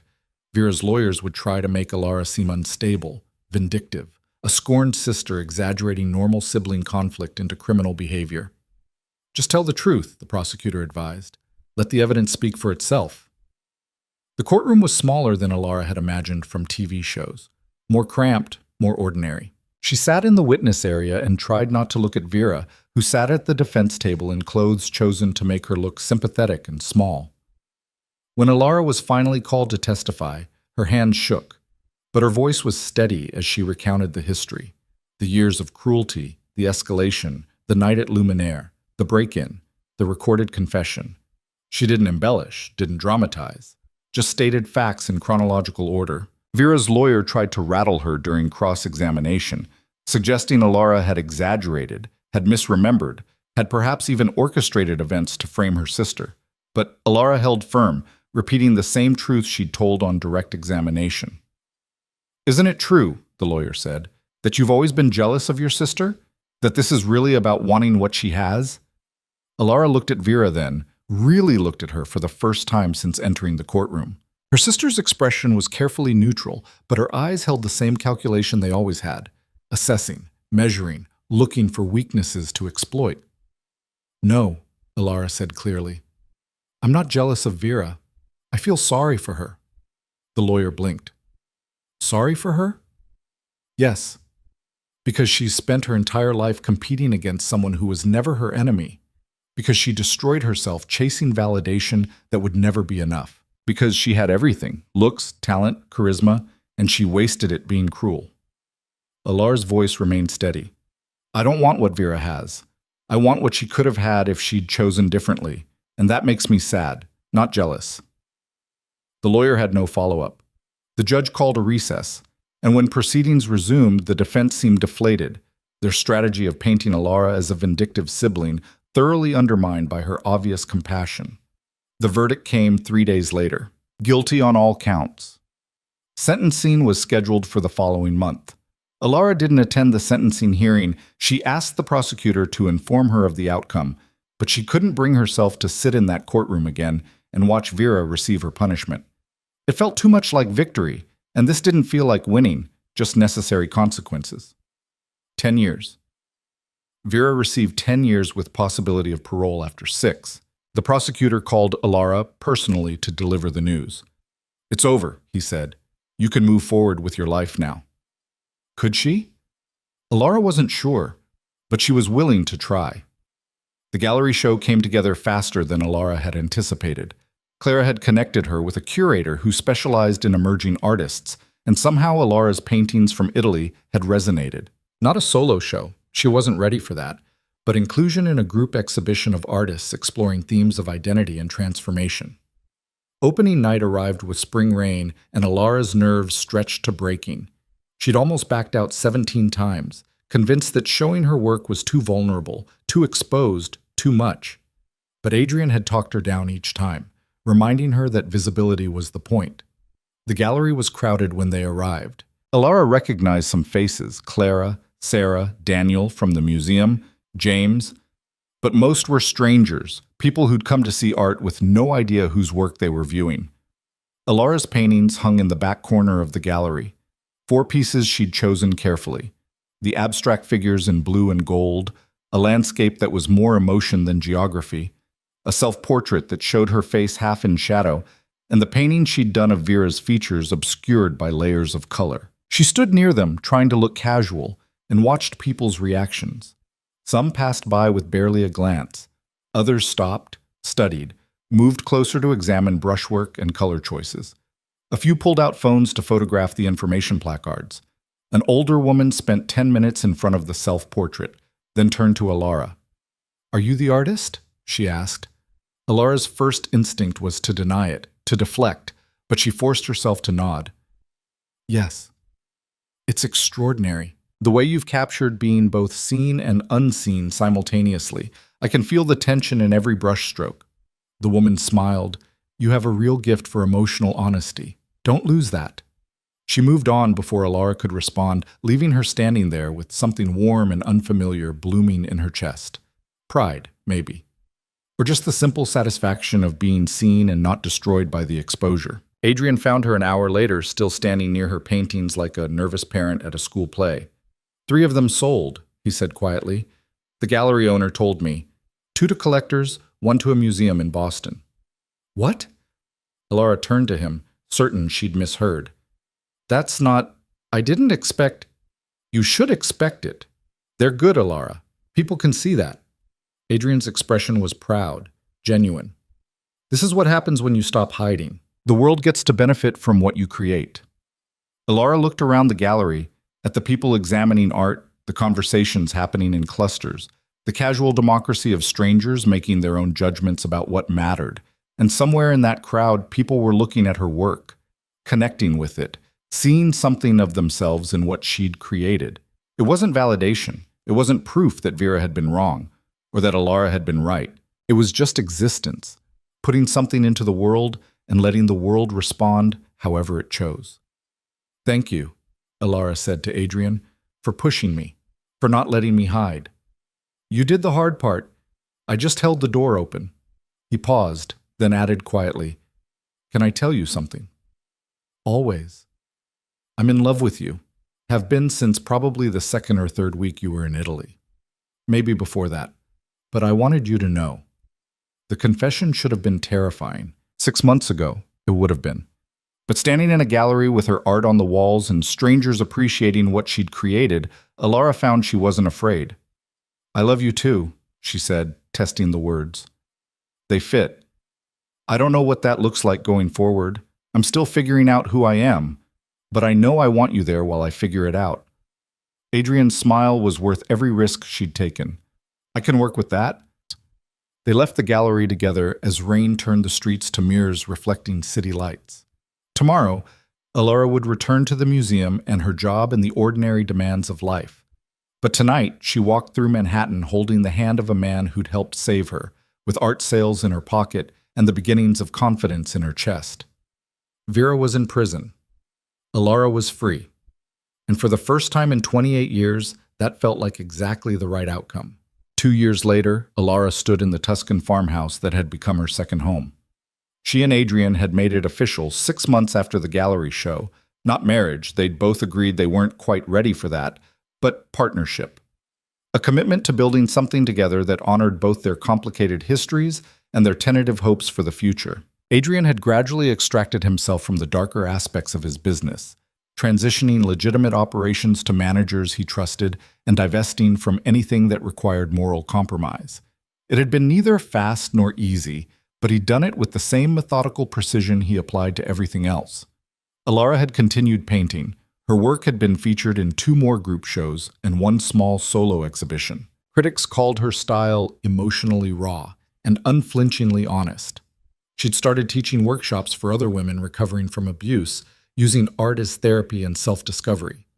The work fulfilled her in ways curating never had. And now, standing in the farmhouse studio with afternoon light streaming through the windows, Alara was working on her most ambitious piece yet, a large canvas depicting 2 figures that might be sisters or might be different versions of the same person, reaching toward each other across a space that could be connection or separation depending on how you looked at it. Her phone buzzed, a number she didn't recognize. She almost ignored it, but something made her answer. "Hello?" "Alara." The voice was familiar and foreign at once. "It's Vera." Alara's hand tightened on the phone. "How did you get this number?" "I'm allowed phone privileges. I called Clara. She gave it to me." Vera paused. "I know I'm probably the last person you want to hear from." "You are." Alara moved to the window, needing to ground herself in the landscape. "What do you want?" "To apologize. I know it's not enough. I know it can't undo what I did.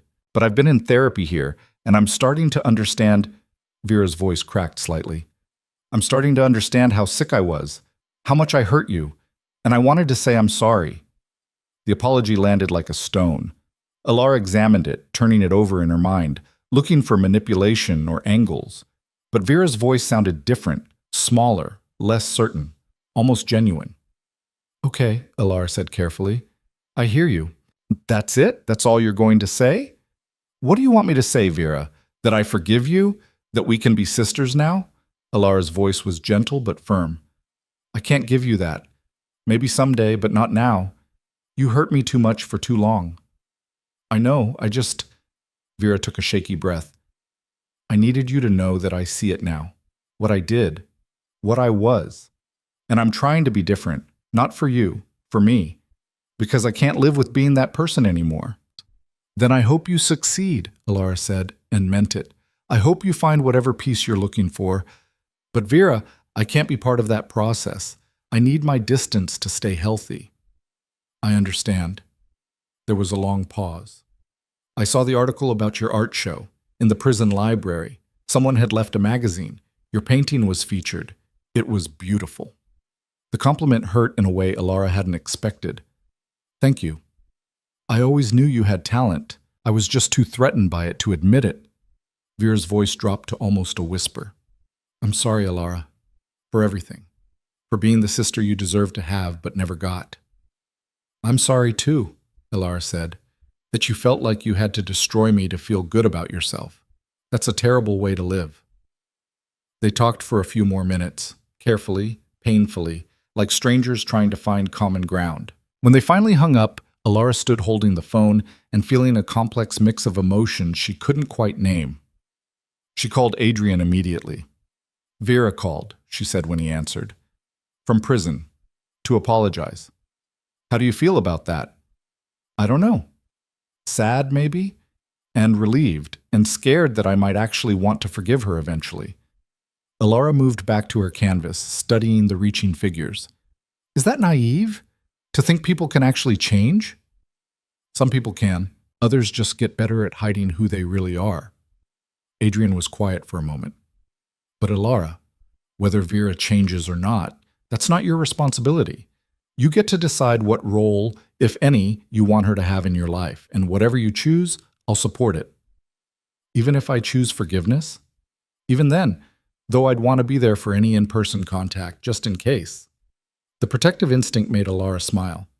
I don't think I'm ready for in-person contact, maybe ever, but I'm glad she's trying, for her sake. She returned to her painting after they hung up, and found herself adjusting the space between the reaching figures, making it slightly wider, adding more light to the gap. Not separation, not connection, just the possibility of both.